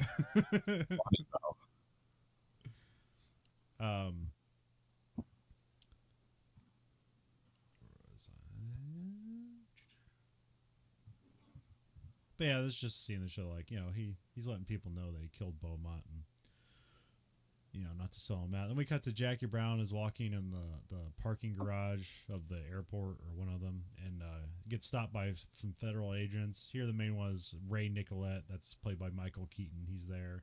He's with the ATF. I can't remember the other guys with a different agency. Is he like DEA or something? I can't remember. I thought it was DEA. Okay. Because it kind of implies it's like, I'm here to watch the other guy. Yeah. Oh, he's LAPD. LAPD. Oh, okay. All right, that makes sense then. Yeah. Because it seems like when the drugs show up, that's a surprise to everybody.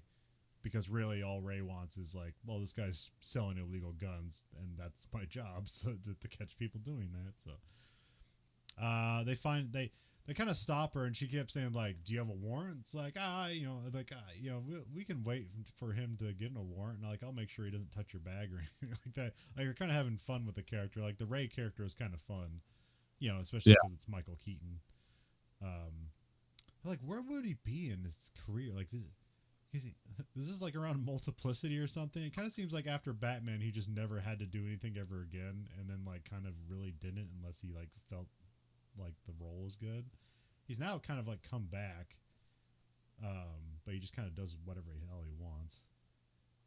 Let's see. Before this, this was Multiplicity era, because Multiplicity was 96. Okay. And then, he did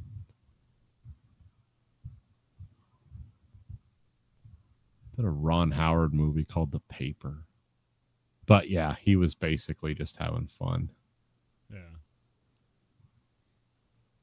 And then, because that right after this, he did same year. It's like Desperate Measures. Oh yeah, I remember that being a disappointing movie, but maybe that'll have a turn for me. Well, I just remember it's like, oh, Michael Keaton's the bad guy, and I didn't like that because I like Michael Keaton. I didn't want him to be the bad guy. Which now that would maybe be more interesting to me now. I don't know. Yeah, because now he's like in the Marvel universe as like the Vulture. Oh, okay. And and he's also in the DC universe because the new Flash movie has him being like the '89 Batman is back from a different dimension. Oh, okay. I've heard that movie's doing great. Loves that. Huh? Everyone loves it, I hear. Oh yeah. Well, it had a good opening, but then they didn't have a good follow up because it's like, yeah, let's not support this weirdo who's like holding people hostage and threatening people. Yeah, guy who's actually like, it's like, oh, legitimately had kidnapping charges against him, and like, oh wow, that's weird.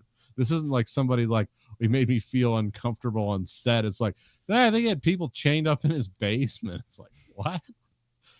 Oh, they made $1 billion movie around this guy. Uh-oh. Oops. There goes your franchise. So searching through a bag and he finds an envelope full of money, but it's like 50 grand, which they state specifically because they didn't sit there and count it out. It's like, it looks like about 50 grand. But she didn't. I don't even know what these rules are, but they say if you have over $10,000 and you don't declare it, then that's basically like a crime. But here it's also a grift because they're trying to get her, but they don't want to involve the TSA. Because if the TSA gets wind of it, they have to prosecute it, but they want it for their case.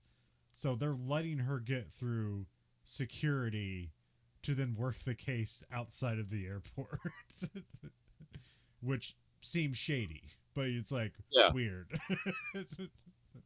Well, they won't get the prosecution they want. Yeah, because they're not trying to bring down Jackie Brown. They're trying to bring down Odell. Yeah.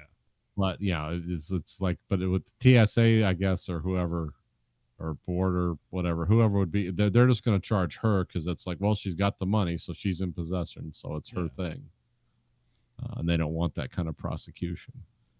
So across evolved, now she's being interrogated in a room, but we also get her backstory where it's like she worked for another airline that her husband was a pilot, and then they basically all got busted, and she got like, I'm not sure if she went to jail or she had like probation time, and then basically she had to like jump around to all different kinds of different airlines. So now she's basically working for the worst airline that she can. They say she's 44 years old and she's making $16,000 a year. Which even back then seemed like terrible. How you living in Los Angeles? Like, by yourself. I mean, I guess it's probably because she lives in a bad neighborhood, but still. Yeah, because everyone said they like lived in Compton, which I know from like 90s rap is like, that's a bad area around.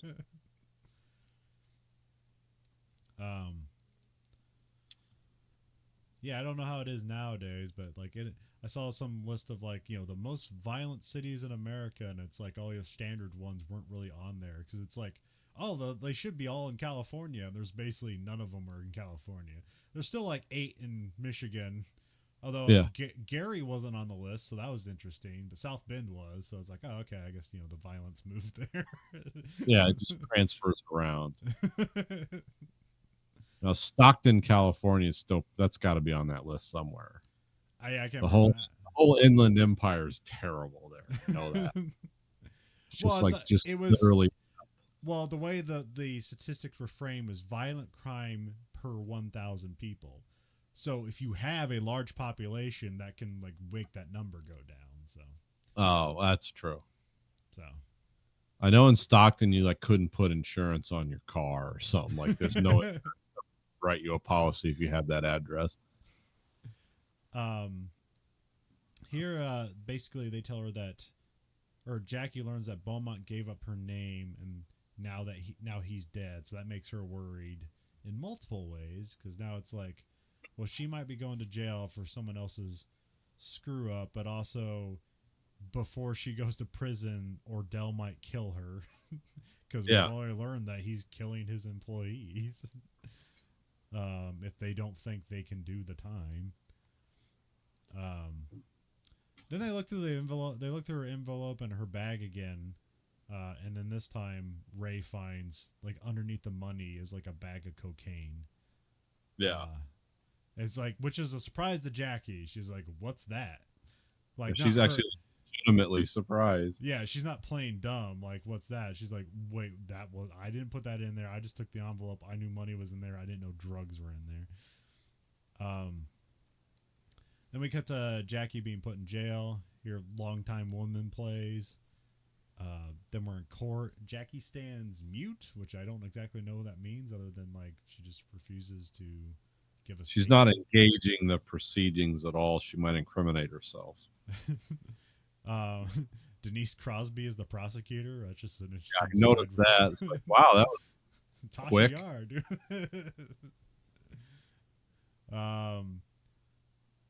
Her case is in 6 weeks. Bail is set at $10,000, which that was the same number of bail for Beaumont. And also Ordell is waiting in the back with his like handbag and gloves on and kind of looking menacing. Yeah, they're just letting this guy into court. No criminal. Yeah, come on in with a bag full of money. We don't care. So I have that being the end of Act 1 because that's like basically the plot of the movie. It's like, okay, money's being moved through Jackie Brown through the airport. Ordell's a bad guy. We got a bail bondsman, and we got the ATF and LAPD in the mix. So yeah, Act 2, we cut back to the bail bondsman. Ordell wants Beaumont's bond moved over to Jackie because here we learn that Max didn't know about Beaumont's death. And there's some arguing about like the red tape that needs to happen. It's like, well, I need to get a death certificate, and then I need to file an order, and then we can move that over, and then, but it's all this ploy because all Max wants is like, just give me $1,000 and I'll make this happen. Yeah. So he gets which here he says like, you think I'm gonna do this for free for white guilt? He's like, oh yeah, oh, you're gonna play that card, huh? No, you're playing that card. So yeah, he gets Ordell to hand him $1,000, and so yeah, he just makes it happen. So then we get to Max is dropping off one person at the jail and then picks up Jackie. Although I don't know how long he waits. He's like, they kind of dissolve, and he's like, seems like he's been sitting on a bench reading a book for a long time. I forget what the book was. Yeah. I don't know if that has any meaning or anything like that. I think it was actually. It's kind of like the book Travolta was reading in Pulp Fiction, and I forget. Somebody explained to me what that was once, or I heard it explained. I was like, oh, okay, that's funny. And then I forgot. So I'm sure it's important, but I forgot it. What's the book he's reading in Jackie Brown?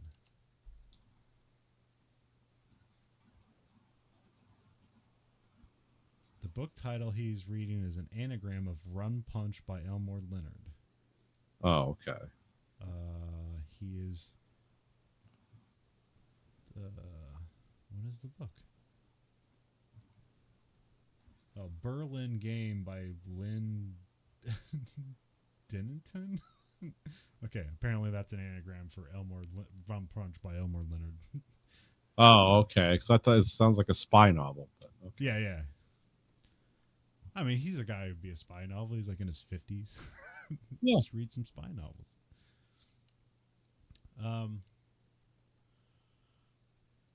And then here they play this up because basically Max immediately falls in love with Jackie Brown. Even though he really doesn't see her for a long time. He like falls in love with her at a distance while she's like walking in darkness. Like her figure just, he immediately falls in love with her figure. And then she's even more beautiful up close. Yeah. He shows off his ID here, but then they get into her car and she wants to see his ID again. I guess he showed her a different ID, like his like bondsman ID or something like that. But here he hands over his driver's license. She guesses correctly that Ordell paid her bail.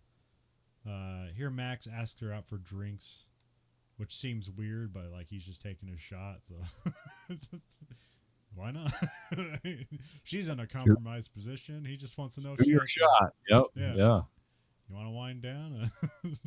We got to a cocktail bar. It's like bathed in red.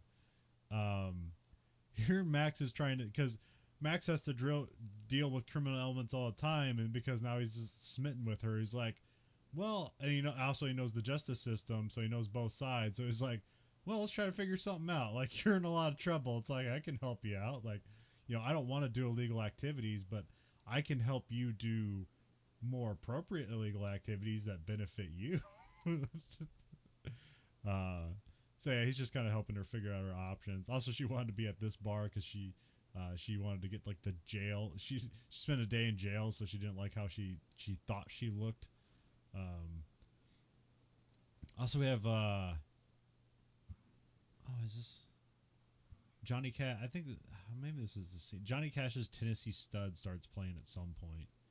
Again, I don't know if that necessarily means for the scene, but I just thought to mention the needle drops for this. Well, it's just interesting that Ordell's listening to it while he's waiting outside. Okay, yeah. Ordell's watching Jackie get dropped off by Max. Here, Ordell grabs his gloves and his gun, and he walks to Jackie's bar. Oh, yeah, I have to mention like the scene before. Jackie's looking for cigarettes, and she opens up the glove compartment and sees his Max's gun in there. So that's an important thing. Also, they talk about smoking, and like Max talks about, hey, quit smoking and gain the weight, and then that's Pam Grier says like, yeah, that's why she doesn't quit smoking.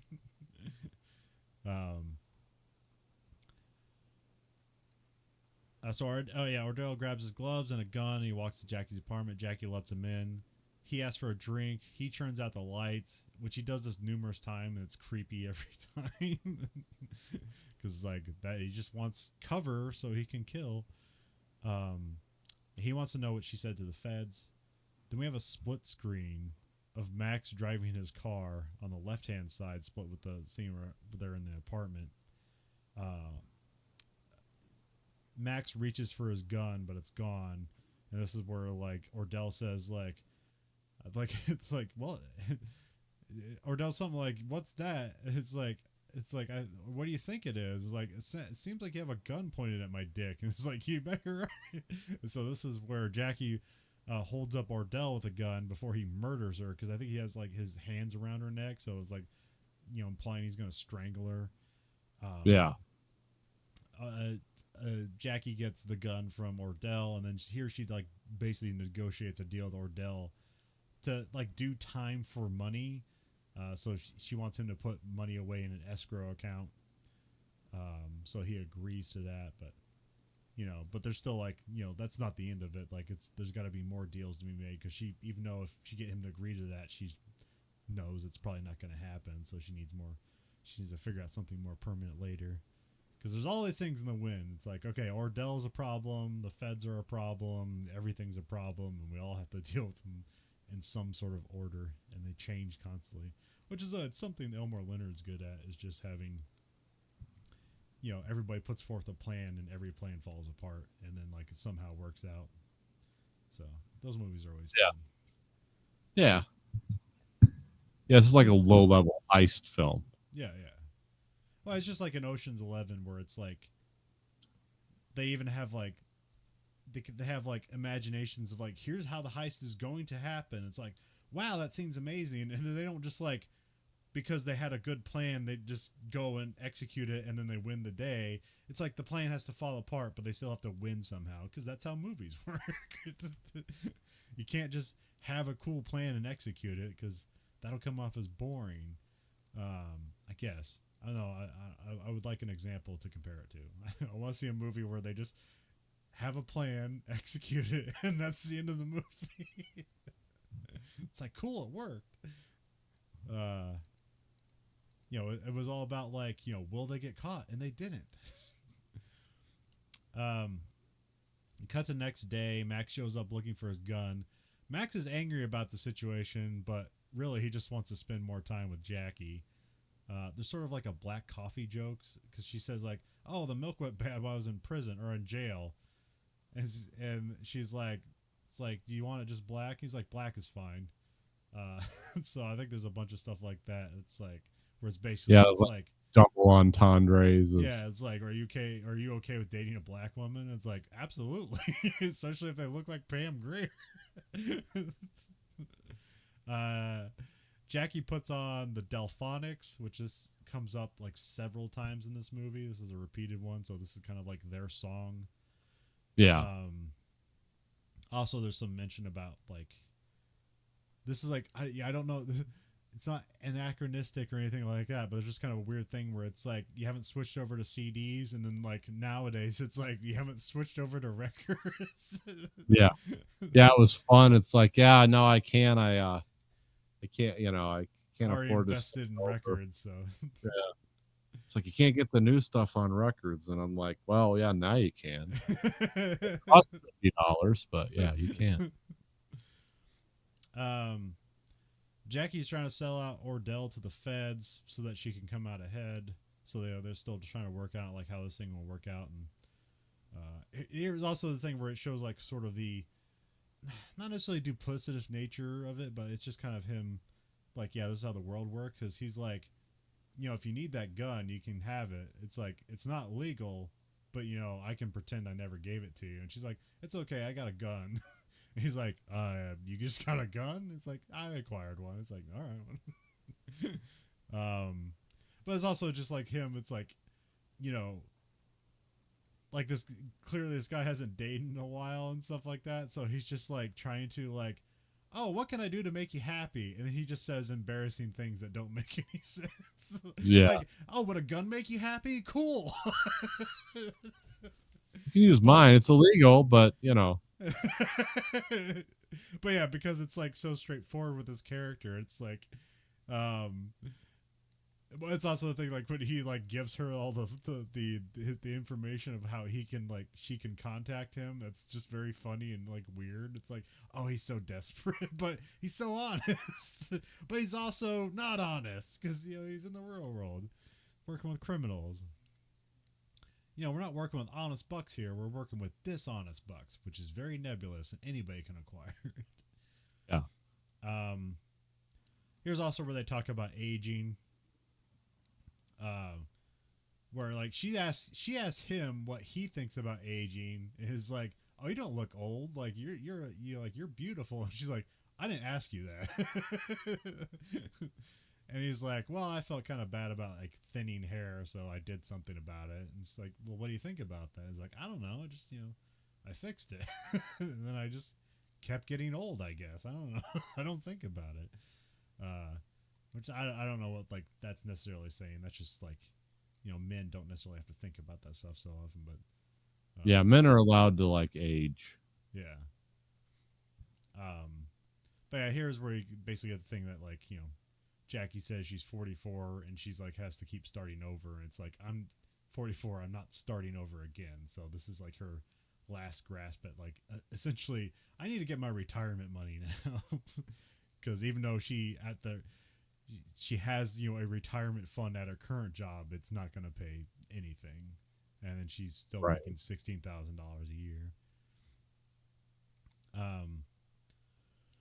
We cut to Jackie meets with the feds to get permission to leave the country for a job. So she says here that she's going to sell out Ordell. Then we cut to Melanie smoking weed when Ordell and Lewis get home. Lewis is starting to smoke some weed and he's coughing a bunch. Here's where Melanie talks about how coughing is good for getting high. Yeah. Don't know if it's true, but it's like this is a famous thing that I hear people repeat very often about their own weed smoking. And again, don't know if it's true. Melanie's always watching something weird. I don't know. Like there's something where Ordell sees it on some TV show that I don't know if it's an American TV show, but she's like, Ordell's like, is that Rutger Hauer? It's like, no, it's Helmut Berger. And I don't know who that is. So this is probably just some weird Tarantino deep cut, like 70s cop movies from like Sweden or something. I have no idea. Something like 3 people know about. Ordell leaves. Well, he also talks about how like, I get high at the end of the day when my work's done. Okay. Trying to guilt trip his employees essentially. Ordell leaves, and then Melanie like talks about her time around the world. And this is what basically she explains how she's like a professional girlfriend and how she lived in Japan for a while and stuff like that. And then out of nowhere, she's like, "Do you want to fuck?" And he's like, "Yeah, that could happen." Yeah. And then it cuts. It says 3 minutes later, and like they're finishing having sex. And I wrote like, now this is when Lewis falls in love with Melanie, but that's absolutely not true. This is basically like secures his distrust in her. Yeah. interesting. It's like I'm gonna go through with this, but I really don't respect her now because I don't feel like she's. Well, like at the time, he thought that that was Ordell's girlfriend. So he thought like, oh, like now I'm cheating with his girlfriend. But then also it's like, well, she's also like one of his business associates. It's like, how can you trust somebody like that? Which is an interesting dynamic for these characters. Yeah. But also he's just out of jail, so it's probably the first time he had sex. So it's like, and with an incredibly beautiful woman, so that helps. So, because I think at the time like De Niro would have been like 56 and she's like 33. So, Yeah.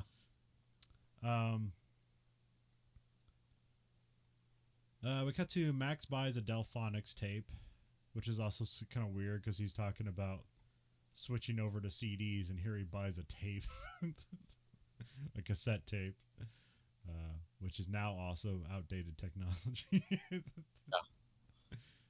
that going to come back at some point? Probably not. No, because the tape still has that kind of digital rot thing with it. That like the same thing that CDs have, so do tapes, and they're easily degaussable too. So yeah, I don't know. I think the oldest CD I have is like one of Dad's like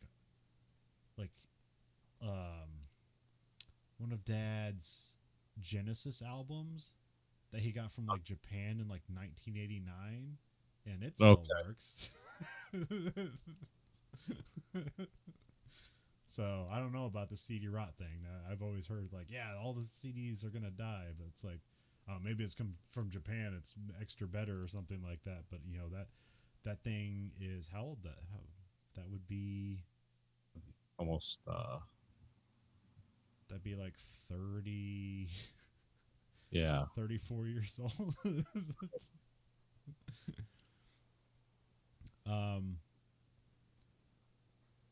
That's just a quick team, but this is again like that Delphonic song, so now he has it. We cut to Ordell meets Jackie at a bar, and here Jackie just tells Ordell straight up like, "Oh, I'm selling you out to the feds." He's like, "What?" But then she like sells him on it. It's like, "Oh no, we're gonna rip off the feds too, and everybody's gonna come out ahead except for the feds." And so they work out there's gonna be a dry run with 10 grand, and then there's gonna be like a $500,000 run, but they're only going to say that they're bringing in 50 grand. And then there's going to be like a middle handoff somewhere to screw the feds over.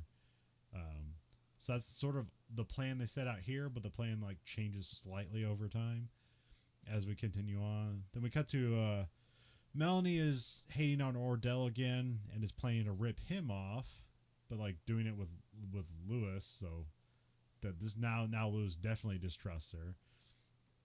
And we cut to the Cockatoo bar again. This is like the red bathed bar, and Lewis and Ordell are hanging out.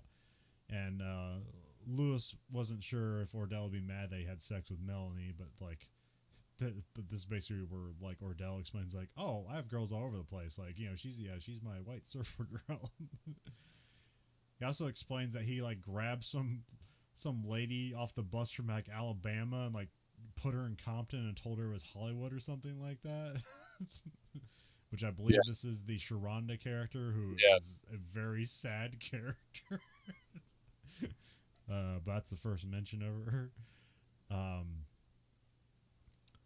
But yeah, this is also where Lewis is questioning is like, how can you trust somebody like that? It's like, well, I don't trust her, but I can trust her to be her. So that's like, one of those things. Yeah, she's danger, but I understand the danger type stuff. Yeah. Yeah, it's danger, but it's predictable danger. Then we cut to Jackie gets home, and here's where she gets an answering machine message, which is a very weird robotic voice from Quentin Tarantino. He's like, "Message 1." That's Quentin Tarantino being the answer. Yeah, I remember that was it was the weird voice. Yeah. This is where Max leaves like all his numbers. Like, here's my house number, here's my work phone number, here's my pager number, and like all the extra steps it takes to actually like get to his pager, like wait for the beep and all that stuff. And like this is just embarrassing, but it's just kind of like how much he's like heads over here for heel for, because he's like, oh, if you want to talk, I'm available.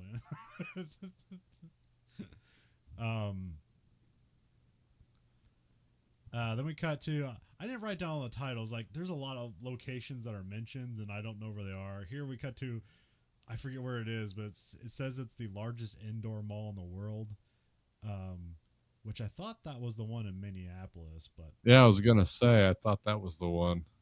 but maybe at the time this was, I don't know. 'Cause I wonder if this mall even exists anymore. Or if it's just like some Hollywood mall that like they use for a bunch of stuff. Don't know. It's a good question. Because I thought it was like the Mall of America was like that one, but yeah, that's the one I believe it's in Minnesota somewhere. I don't actually know if it's in Minneapolis, but yeah, that's what I was always led to, because that thing has like a roller coaster inside of it. wow. So Jackie and Ordell meet up at like the food court, which it's huge, but it's your standard 90s mall food court. So Ordell leaves talking with Jackie, because again they're just working on like how the because like this is where the handoff is going to happen, is at this mall, so that's where they're working things out. Ordell leaves, but then he sees Max and becomes suspicious, where it's like, yeah, we really shouldn't be interacting in the real world ever again. So he kind of like hides off to the side, and like you think like, oh, like he's planning to see Jackie, but no, he's legitimately, he just saw a movie, walked into the food court, and then Jackie's like, hey Max, over here. Like this isn't some like scene where we come back to and like we see what really happened. Like, no, that's what really happened in the scene. But it's just good to have like Ordell be suspicious of it, because whenever Max is around, it's like, oh, like I barely recognize the guy, but it's like, oh, I know who that is, but he doesn't seem to be doing anything, so I'm gonna forget about it. So like, yeah, Max comes like this kind of like touchstone linchpin to everybody. It's like, oh yeah, it's that guy. It's like, wait, why is he here? Yeah. Is he a good guy or a bad guy? It's like, I don't know.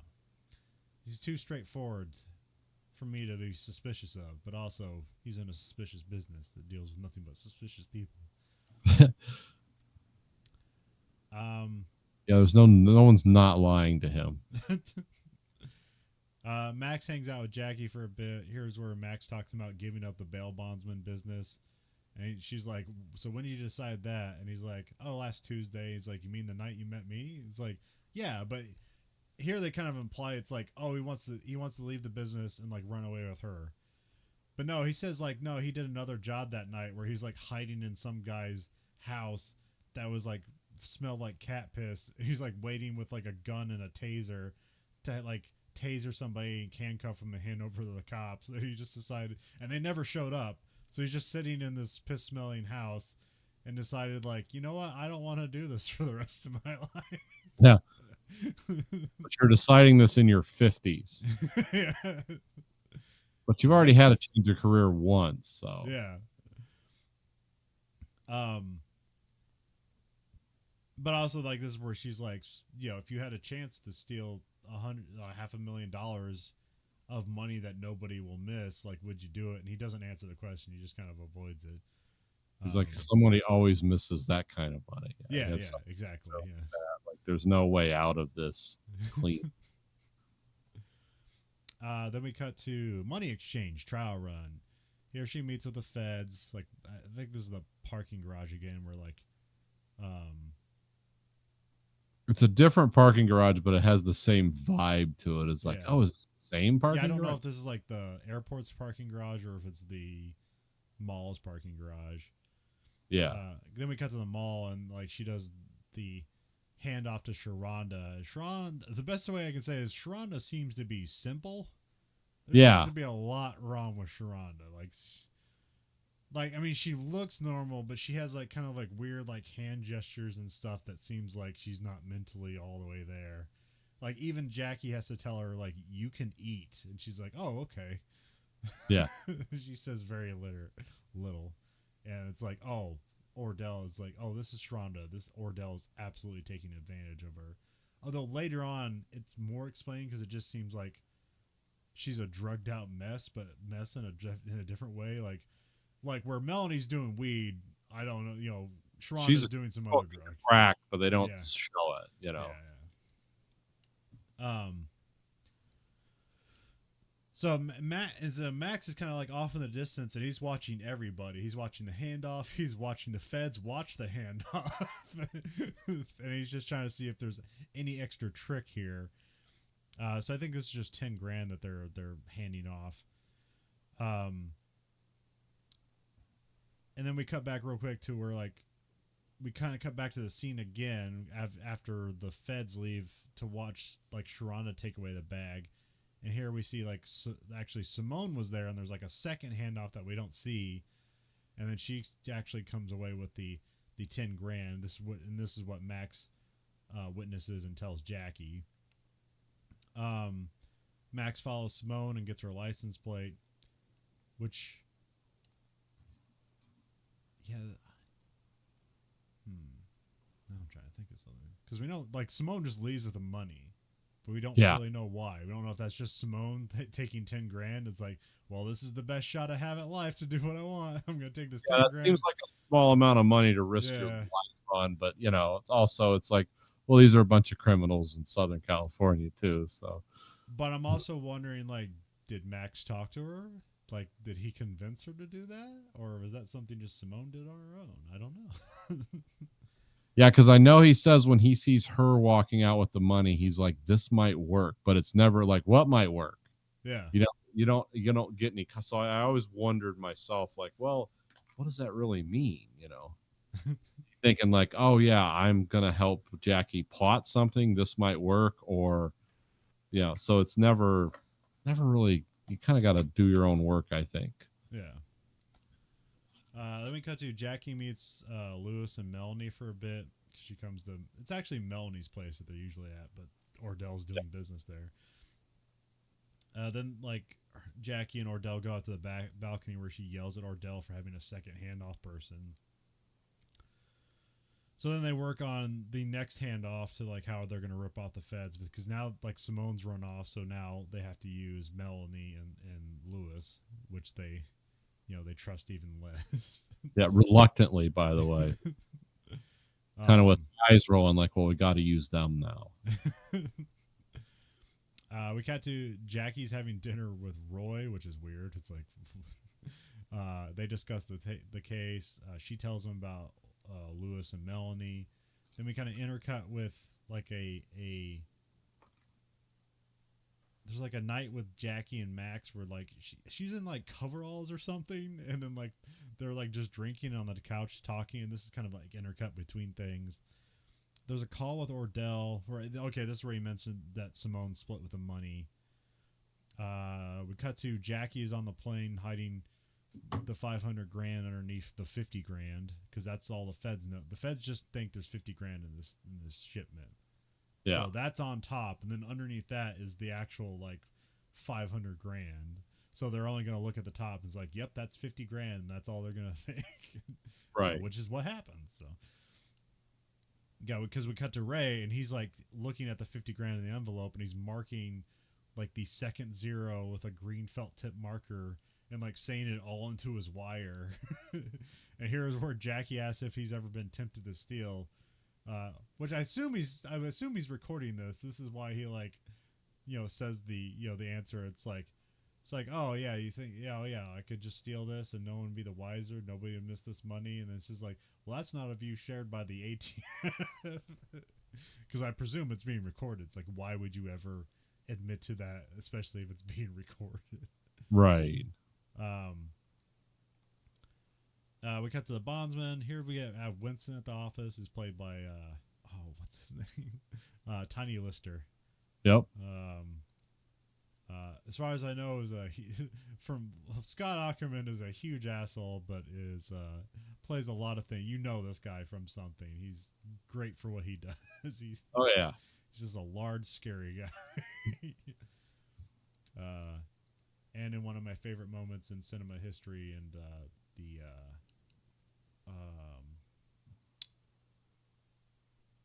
what was the second Christian Bale Batman movie? Is that just The Dark Knight? Dark Knight. Yeah, I think so. Yeah. Yeah. Because that's the one where it's like they give them two devices on this. It'll like the device will blow up the opposite ship if somebody. And so one ship is full of criminals, the other one's full of rich people, and like the criminal, the Tiny Lister plays like this guy has like a scratch down his face, and it's like, give me the controller and I'll blow them up. It's like, you don't have the guts to do it, so give it to me. And the guy hands over the controller and he just throws it out the window and waits to be blown up. It's like, that's one of the most amazing scenes in cinema history. It's not what you're expecting. It's like he's gonna press the button. It's like, nope. No. He has the criminal, the arrested criminal has more morals than everybody else. Yeah, all the elements of class warfare that run through those the Nolan Batman movies are cool. Always like, oh no, it looks like Lister died in 2020. Oh yeah, he died recently. Yeah, so I didn't know that. So yeah, Winston's at the office. We seen him in a picture before because that's where Ordell comments that like, oh, like that guy's he's a big motherfucker. It's like, I bet it was your idea to take that picture together, and he doesn't comment on it. It's like, oh, you just want people to know that like, oh, I have a large black man that works for me. He will absolutely kill you because look at him.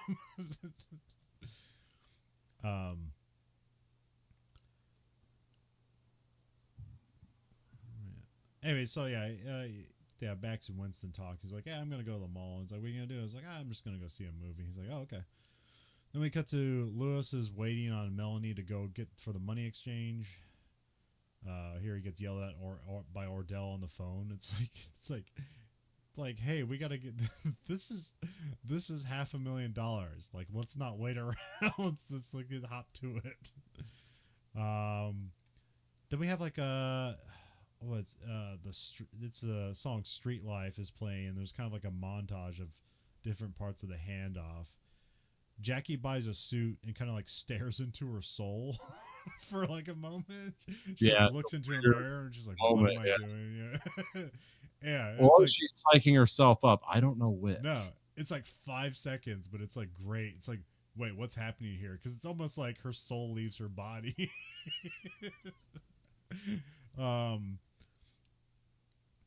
So Jackie makes the bag switch. Oh wait, no. Yeah, okay, I forget. They're intercutting things. This is when she's in her car on the way to the mall. She puts the $500 million in the one bag, takes out one bag, puts it in the other. She leaves a stack of cash on top.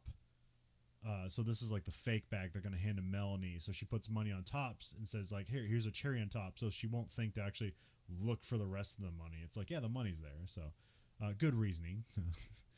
Yeah. And then Jackie leaves the dressing room like looking worried.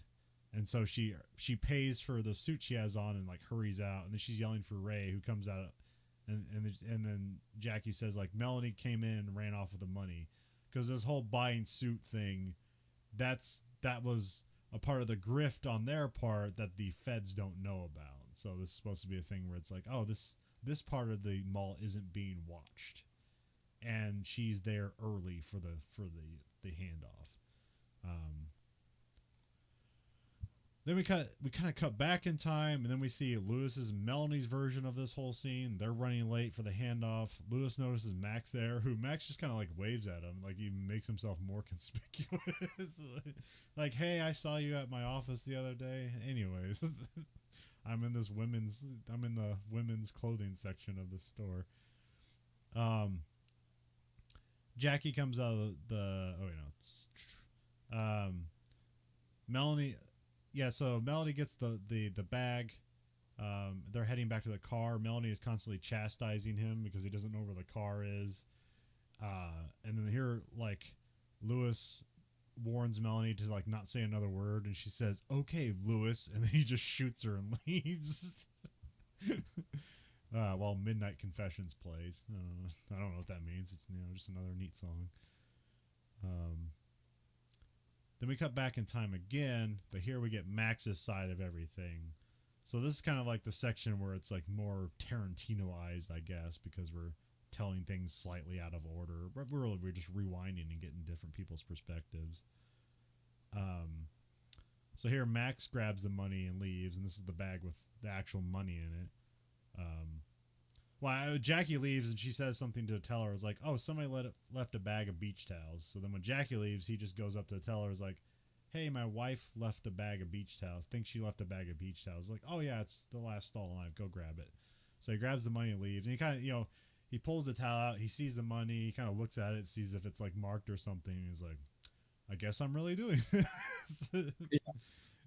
And then, heads out with it. And,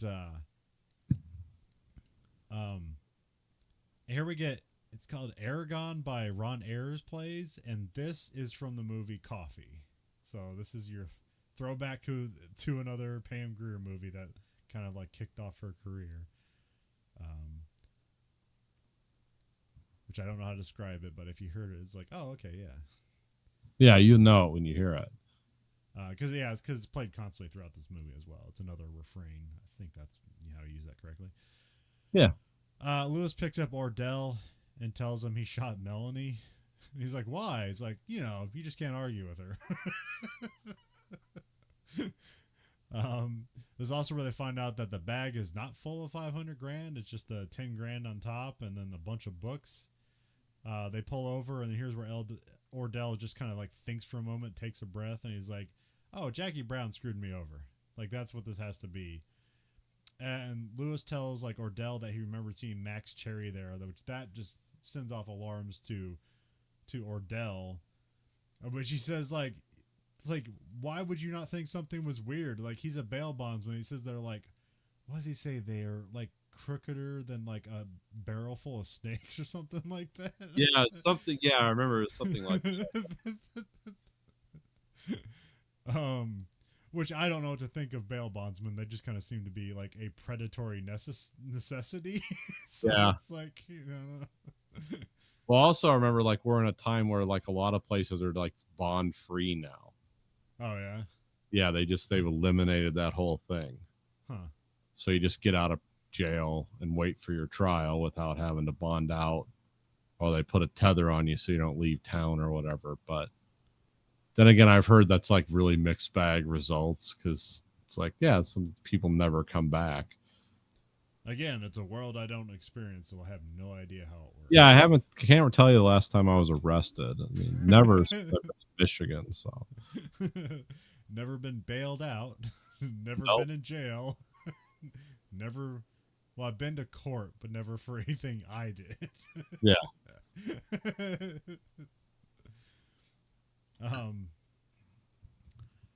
Also, like Ordell, after hearing this, Ordell yells at Lewis, and then Lewis is like, tell him to back off. Or here, Ordell shoots Lewis and kills him with the gun that he shot and killed Melanie with. Which I think here it's a 45. I think it's a 45, because also he mentioned when he's talking about guns, he's saying how like the 45 is prone to jamming, so he likes to sell 9mm to people. Which I don't know if it's true or if it's just something he says. Sounds good in the movie. Yeah. Well, I mean, the whole thing, like what Melanie says is that Ordell's full of shit, and so like all the things he talks about guns, he's just repeating. He doesn't actually know anything about it. He's just, which that's a good salesman. It's like, really, knowing too much about a product will make you a bad salesman, because a salesman can lie and not know it because they actually don't know the product. They just know how it's cool. Yeah, you just got to look at people, and if you have all this information in the back of your head, there's going to be that moment of doubt, and some people pick up on that. Yeah. But yeah, if you legitimately like, no, this is the best thing ever made, and you can say that just with a clear line of thinking, it's like, oh yeah, that's power. That is power. So you have it, and this is probably the most violent scene, because you see like the gun blast, and then you see like, because their backs are both to the camera, but then you see like they have like chunks and blood just fly at the window screen, and so like this is probably the most violent death. There's also something weird here, because I always thought he said like, man, what happened to you? And I always thought he said you were beautiful, but in the subtitles it says she was beautiful, and I have no idea what either are referring to, other than like you were a great criminal, or Jackie Brown was beautiful, and this whole thing is about this, or I have no idea. Nathan, do you have any interpretation on what he said or what this means? Well, I didn't understand who he was referring to, but and that was always the thing, or maybe he was referring to all of them. Yeah. Like Melanie was beautiful. Yeah. Louis was a beautiful criminal. Jackie Brown is beautiful. I could depend on her. She was tough and independent, and she was beautiful. And now my whole thing's falling apart. Yeah. So I'm just going to follow up by holding the gun against your heart and shooting you a second time because I'm just like frustrated. And then he just gets out and leaves. So, because then again, Ordell, very intelligent guy, but not a very, like, someone who's definitely like doesn't understand his emotions very well. And he's like, I don't know how to feel. It's just time to shoot people and tell jokes. Well, yeah. I mean, like most people, I mean, there's no good way to handle betrayal, especially if that's how you see it. Yeah. If you're thinking you're being betrayed, you're not going to be like rational about it. It's like, so I've done nothing to be betrayed. Like, all I've done is given money and opportunities to people. Like, what is all this? Why would you betray me? Yeah. It's like, there's like no thoughts about like, well, you're just an you're in a criminal enterprise. It's like, yeah. And the reason you're in this enterprise and you're making all this money because it's illegal. It's not because you're a genius. It's like, oh, other people have thought of this, but they just don't want to deal with the legal repercussions.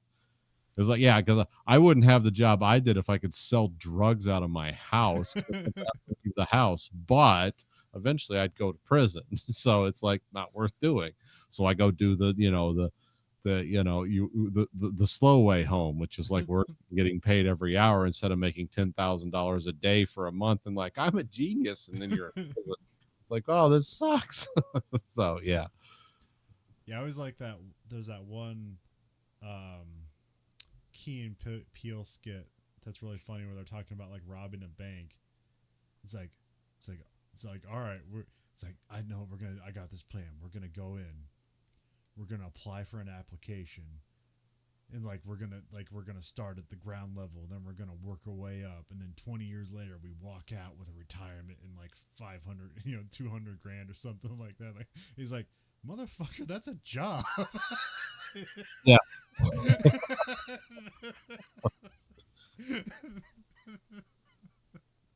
Well, see, that's what I like about like how Quentin Tarantino writes criminals, because they're all these like really flawed people. Yeah. It's like they're people that have like great strengths and they're intimidating, and some of them are very smart, and some of them, but their thinking never carries them across the finish line. Yeah. Because they're either just incredibly violent or incredibly corrupt, or some of them are stupid. I mean, just like all the people in Reservoir Dogs. It's like in the end, almost everyone's dead because it's like, yeah, they just couldn't follow through because everything's just like short-term pain, short-term gain. And eventually, like, yeah, it's a short life, living by the sword and dying by the sword and all that. So, yeah. That's what I like about his characters in these movies. Except for or Jackie Brown, who is also like an accessory criminal. Like, crime isn't her main business, but it's how she survives, Yeah, because she's only getting paid 16 grand at her job, so that's you can't afford anything on that. Yeah, unless you have 7 roommates. So yeah, so she has to do this side gig, and people know that, so they take advantage of her. It's like, well, because also, yeah, there's still this whole weird thing. It's like she flies Cabo Airlines. It's like, yeah, all the money's in Cabo.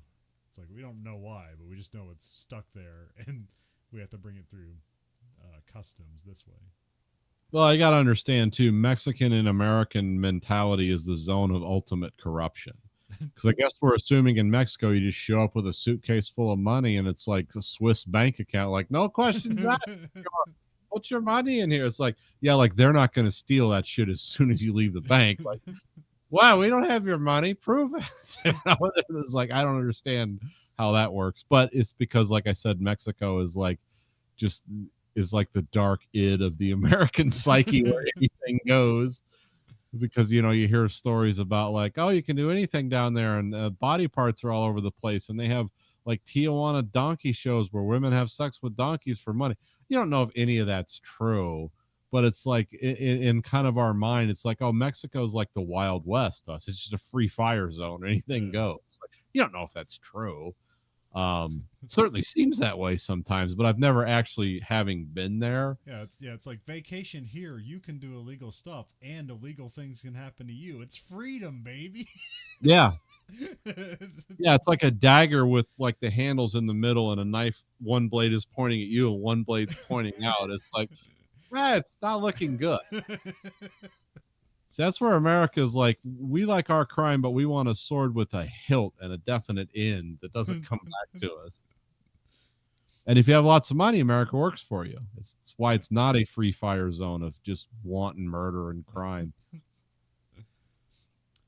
So Act 3, Jackie's being interrogated by Ray, which is an interesting scene because he like moves all about it. There's like the part where he's like standing on the chair and like sitting on the back of the chair. It's a lot of weird choices from Michael Keaton here. He's mad that she went shopping and then she didn't mention that part.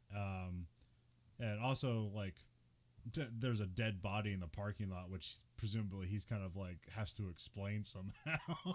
Yeah. So you were there on surveillance, and then one of the people's dead in the parking lot. What kind of surveillance are we doing here? Who's watching the watchers here? So that makes sense why he's really mad. Other than because essentially like she completed her end of the bargain, and she's now not going to go to jail. She completed her part of it. Which now he's mad about because he didn't get anything out of it. He didn't get Ordell. He didn't get the money. So, would they still have the 50 grand?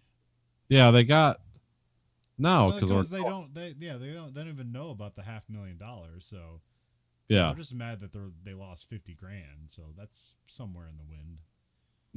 I guess no. Yeah, I can't remember where's the envelope of 50 grand at this point. or Ordell has it. Ordell has it. When did he get it? Because that's where because when after he opens up the bag and the 50 grand. Yeah, Lula shot Melanie, and he has it in the Love Bug van. Okay. And gives it to Ordell, and Ordell kills him. So the cops are just empty-handed here. Yeah. Let me cut to Ordell is hanging out at Sharonda's place in Compton, which is just a giant mess in there, and she's clearly on some sort of drugs and just whacked out on the sofa. And he's angry. He's like, "Man, this place stinks. How do you live like this?" And it's like, you're the one who created this whole. And she doesn't even speak or barely moves for the rest of this. Like she might as well be a zombie at this point. Yeah, she might as well like just not be there.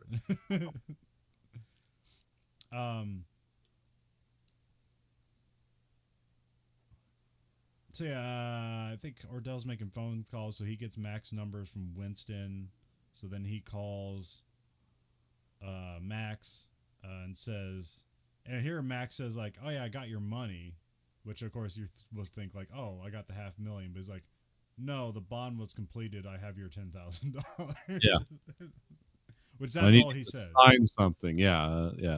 But Ordell's like, hey, I know what happened. And he does, basically explain what happens. And so then Max gets Winston to look for Ordell. And then we cut to just Max shows up at Ordell's place, which I thought like, oh, was that supposed to happen? It's like, no, that wasn't supposed to happen. So Max comes in and he gives him the bail money back, and then he's like negotiating a deal for Jackie. He's at gunpoint the whole time. Yeah.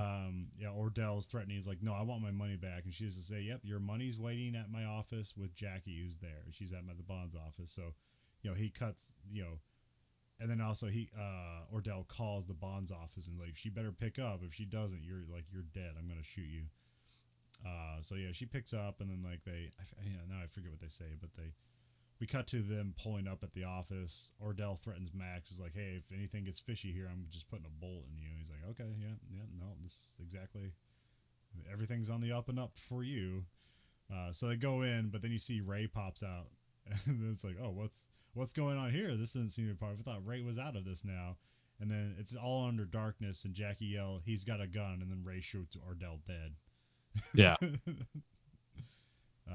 Which they stand over his body and like kind of like point the camera up, and she like kind of like, I don't know, it's like great acting because it's like she's in character, but she's being acting as the character acting. It's weird, but she's like, you know how you said like he's gonna get me, he might get me before you get him. It's like, well, thank God you got him. Yeah. Thank God this worked out for us all. And of course, Ray's suspicious, but he's also like, well, I got my guy, so. Yeah, because Jackie Brown essentially set Ordell up to get murdered. Yeah. But because it's Ordell, you don't care because Yeah. he's evil. It's like, okay, I guess that's. And she also basically co-opted Max, the kind of the honest broker bondsman, which is almost an oxymoron. But Yeah. it's like, oh, okay. Then we kind of like an epilogue. I mean, it doesn't say that, but it's kind of like, well, everything's over now. But we get like they're at the bail bondsman office. Jackie's there. Here where she explains like, hey, it was kind of fun getting $500,000 mailed to me. Yeah. And then we find out that he only took 10%, which I guess he says like, well, that's my fee as a bail bondsman. But there's also some conversation early on where Jackie Brown's talking with Ordell. It's like, no, I'm your manager. I get 15%. And he's like, no, managers only get 10%. And she's like, no, that's an agent. An agent gets 10%. A manager gets 15%. Which I still don't know how that stuff works. It's like, wait, is this how like Hollywood works? It's like somebody has an agent and a manager, and they're getting 25% of what the actor earns. And then there's other stuff where it's like somebody has, oh, I have a trainer who gets 5% and all this stuff. It's like, oh, is this how Hollywood people go broke? Yeah, actually it is. Well, all I know about agents is what I learned from Adam Carolla. Because he, of course, because he always like all the people in his life, he's got to just talk crazy shit about because it's funny. It's Adam Carolla. And he's like, yeah, he takes us out to dinner like once a year. And so so I'm going to get all the money. I'm going to get as much money back from him as I can by ordering the most, because they're going to expensive places in Los Angeles. And also Adam Carolla owns a restaurant out there, so he knows how expensive it is to eat. And he's like, yeah, I'm just ordering like the Neptune sampler like times 3, which is like $750 worth of each time or something. He's like, yeah, I'm just doing this so I could claw as much of my money back from this guy as because I think he said he was getting like 8% or whatever. Yeah. But it was also he gets a bigger percentage if it's a movie deal versus this versus that. But I haven't listened to Adam Carolla in years. But I remember he was talking about tormenting his agent, like, "Hey, you want to go to lunch? Sure, and I'm going to order the most expensive thing on the menu because that's how I get my money back from you. I'm not even going to eat it, just for the room."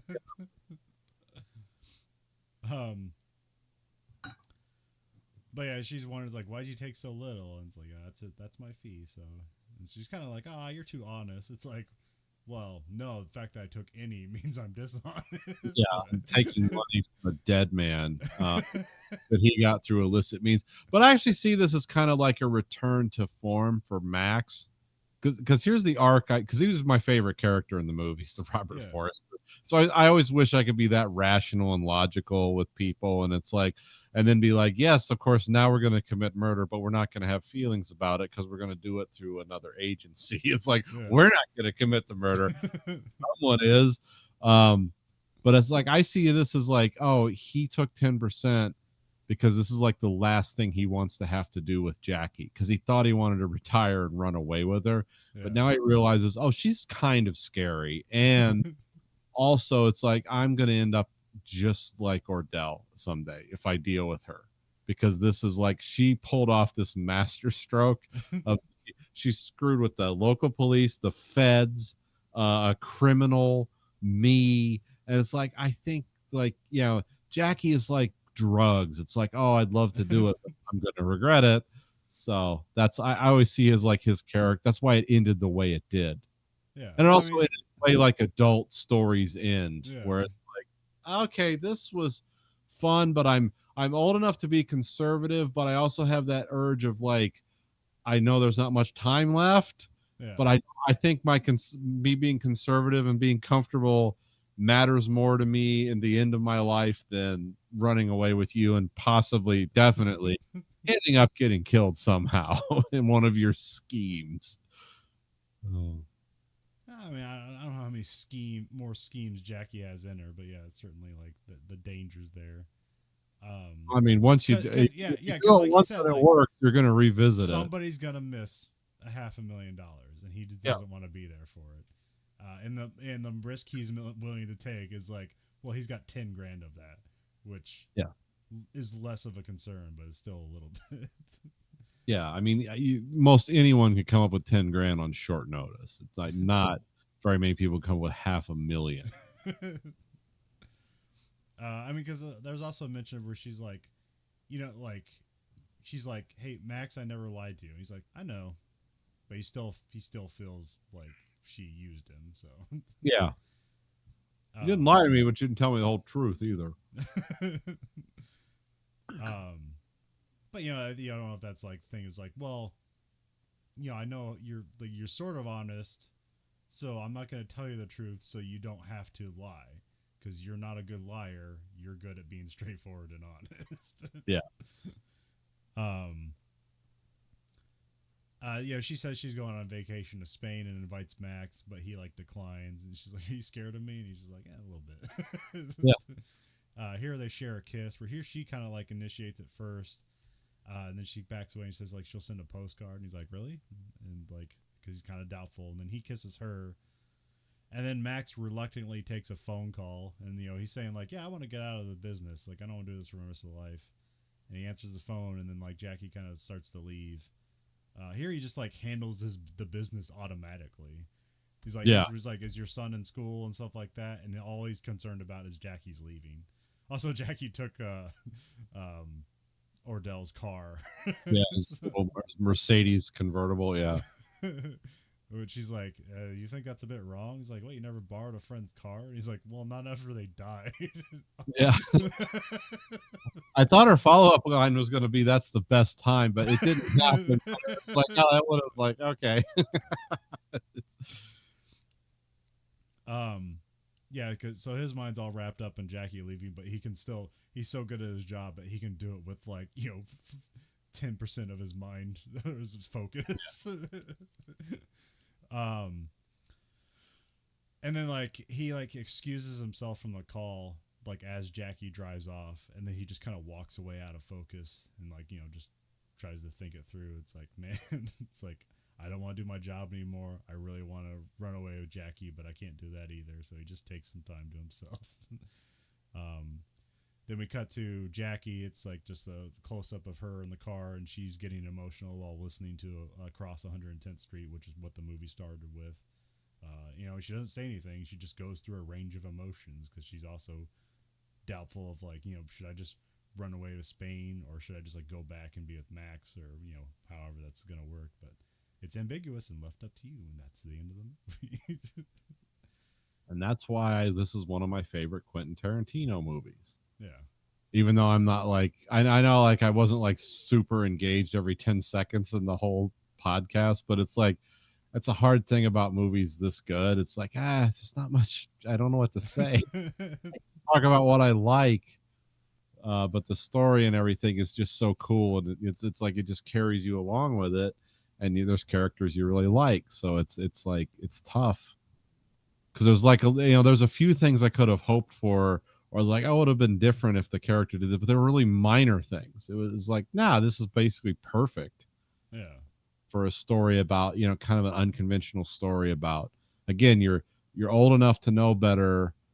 You don't have the ignorance and hope of youth, but you also know like, yeah, that there's more leaves on the ground than there's left on the tree, so what should we do next? And that's And we don't really get into Max's personal life, so we don't know like, is he divorced? Does he have kids? Like, what's his life? What's his previous life like? All we know is he was probably a cop, and something happened, and he ended up on the bail bondsman business. yeah. Well, he's a cop. We can assume he was divorced. Yeah. Because he's definitely interested in pursuing relationships with women. Yeah. So it's like he's not, so he's not like just like socially backwards in some way, or so it's like I could assume that like yeah, he probably had a life before this, but the cop thing ruined it, which is like that's reality, that's true. I mean, cops always end up getting divorced because they have crazy jobs, especially if they've moved into detective or sergeant roles, where it's like, well, what are you doing this weekend? Looking for a serial killer all weekend. And it also seems like, it's not said, but it seems like, well, he probably hasn't dated for a decade or even been with a woman or anything like that, because like you figure like, oh, he's never gonna like he's bailing somebody out, like he's not gonna date them. That just seems like a bad idea.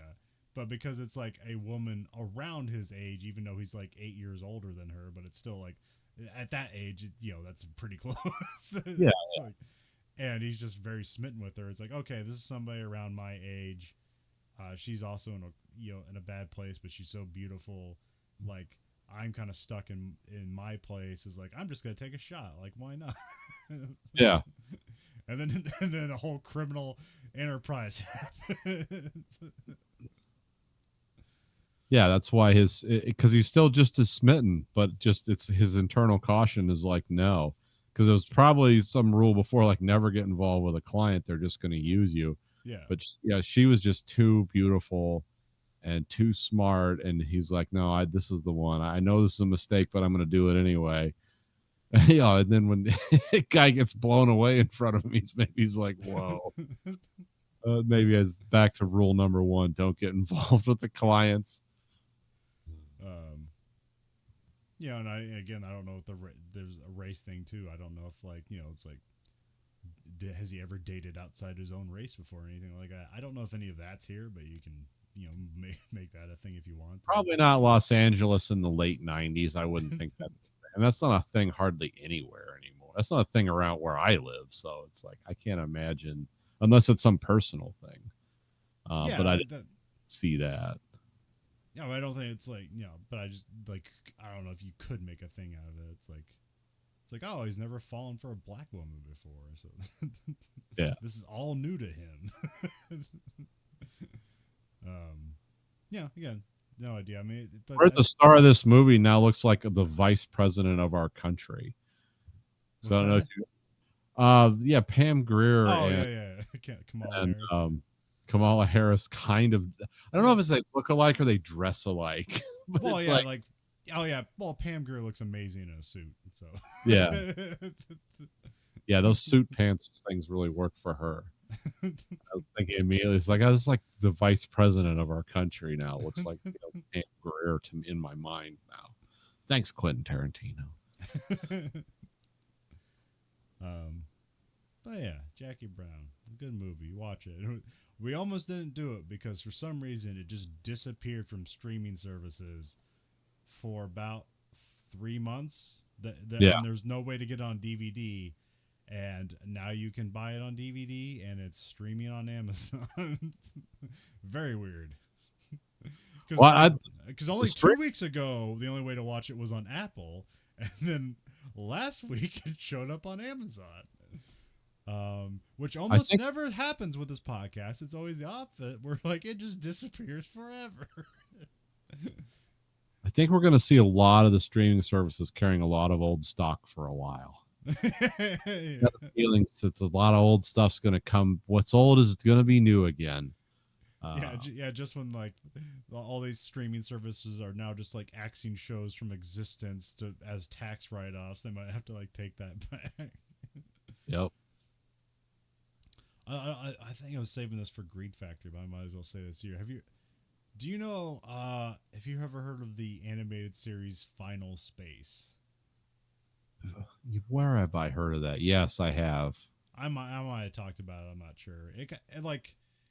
It's a really interesting series. It starts off, it seems like it's just a ripoff of Futurama, but then like as it goes on, it's like becomes way more dramatic, and it's like it starts as a comedy that kind of seems awkward and then becomes like this interesting drama later on. And so it started on TBS, then it ended up on Cartoon Network, and then that David Zaslav guy, when Discovery acquired HBO, they basically they cut the series from existence to as a tax write-off, so you can't watch it anywhere anyway. Yeah. And so they didn't get to do their last season. So the creator, what's his name? It's like I think it's like some Olaf or something like that. Olin Rogers. Yes, so it's a fucking crazy deal. They allowed him to make a comic book as the last season of Final Space. But the only way he could release it if it was self-financed and self-published and not advertised. Weird. And only sold through a website he had to create.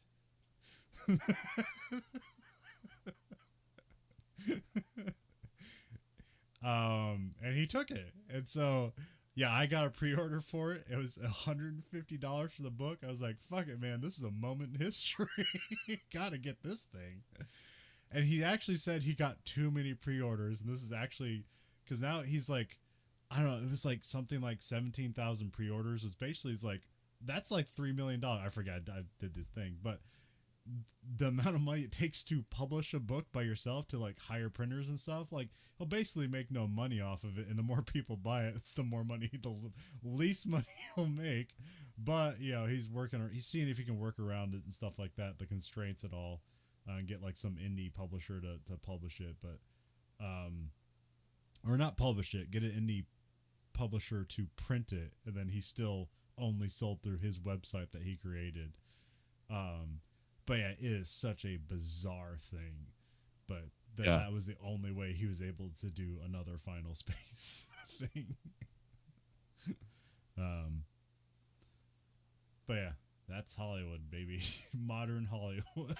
Yeah, that's Hollywood directed by some weird tax gambit. Yeah, to get your investors' money. Yeah, that's like money manipulation and just that's like letting computers develop, it's like, oh, what's the weirdest scam we can develop for this or that. Yeah, that's what that is. I mean, because Hollywood was only good people before computers came.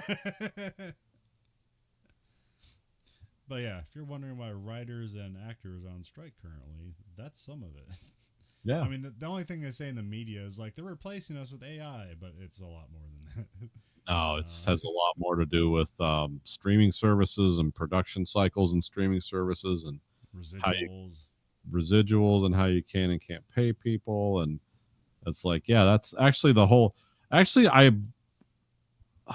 was it, like digital likeness and AI writing stuff, like that was settled in the last contract, I guess. It's like that's not even the main issues this time.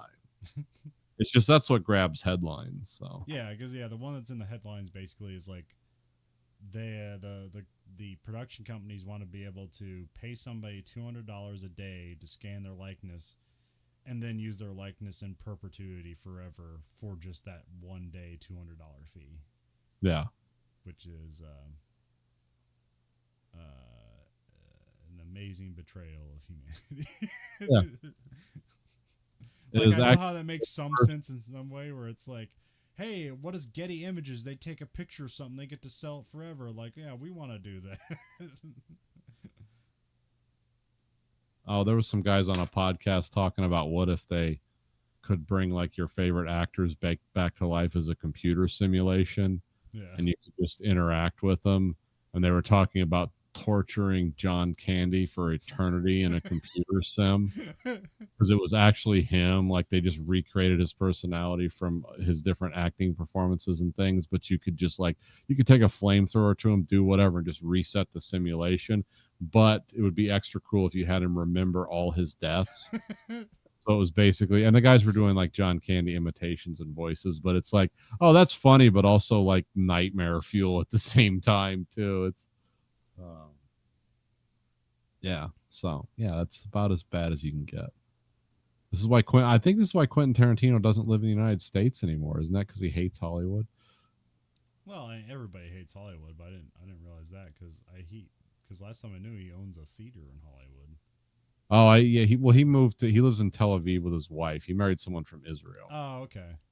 But the Well, story is always that he hates Hollywood, and that's why he did that. But it's like, oh, it yeah. could also be No, a lot nobody cheaper, likes Hollywood. nicer, and People like cheaper. actors and movies. Nobody likes producers and production companies. I thought those were the good guys. Like that's like it doesn't like I don't know. People like think like all creative people are liberals and stuff like that, and then like just like no, liberals and conservatives make movies, and they all have problems dealing with management. It's all the same problem. We don't want to give you money to make art. Yeah. We think we know how to sell the art you create, even though we don't know how to create your art. It's awesome. Awesome experience. Yeah, we're facilitating your ability to make this movie. We think for the privilege of doing that, you should just do this for free. Yeah. Uh-huh. Which is also what they think about bagging groceries, driving trucks, driving forklifts, welding two pieces of metal together. Like, well, aren't you enjoying this in some way? Or could you perhaps pay us to work for the privilege of letting you work? Like, that's what these people think. And they don't think about anything else.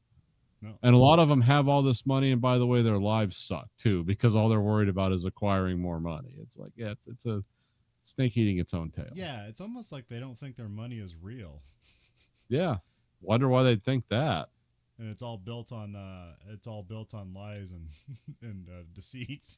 Yeah. It could crumble at any moment, and it's all their fault. Yeah. So anyways, we're sending a probe into space containing the supercut of scenes from the imperfect collection that is the Verhoeven Effect. So Nathan, what scene are we sending into space?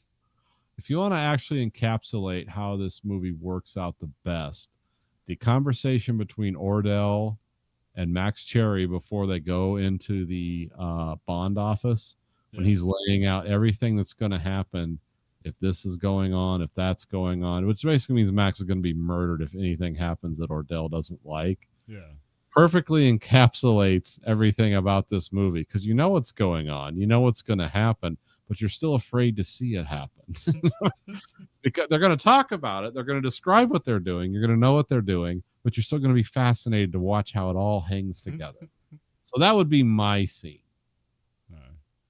Which is weird because it doesn't even include the title character, but it kind of explains the dynamic of how the movie works.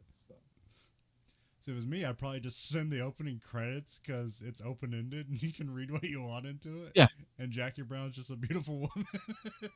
And it's a cool song. Welcome to your movie. But that has nothing to do with the movie. It's just, that's the introduction of the movie. It doesn't say anything really.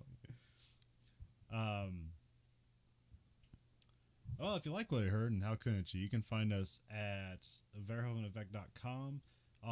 Whatever platform you're listening to us on, if it has a way to rate it, you can rate our podcast whatever you want. Remember, no, I forgot to say it. You rate us whatever you want, but they only look at the highest ratings. Remember, you control the algorithm doesn't control you. We have listener support at verhoeveneffect.com, where you can support us at a monthly stipend of either 99 cents, $4.99, or $9.99. You can find us at Twitter at Verhoeven Effect, while that's still a thing. I suppose maybe I should make a Threads Verhoeven Effect.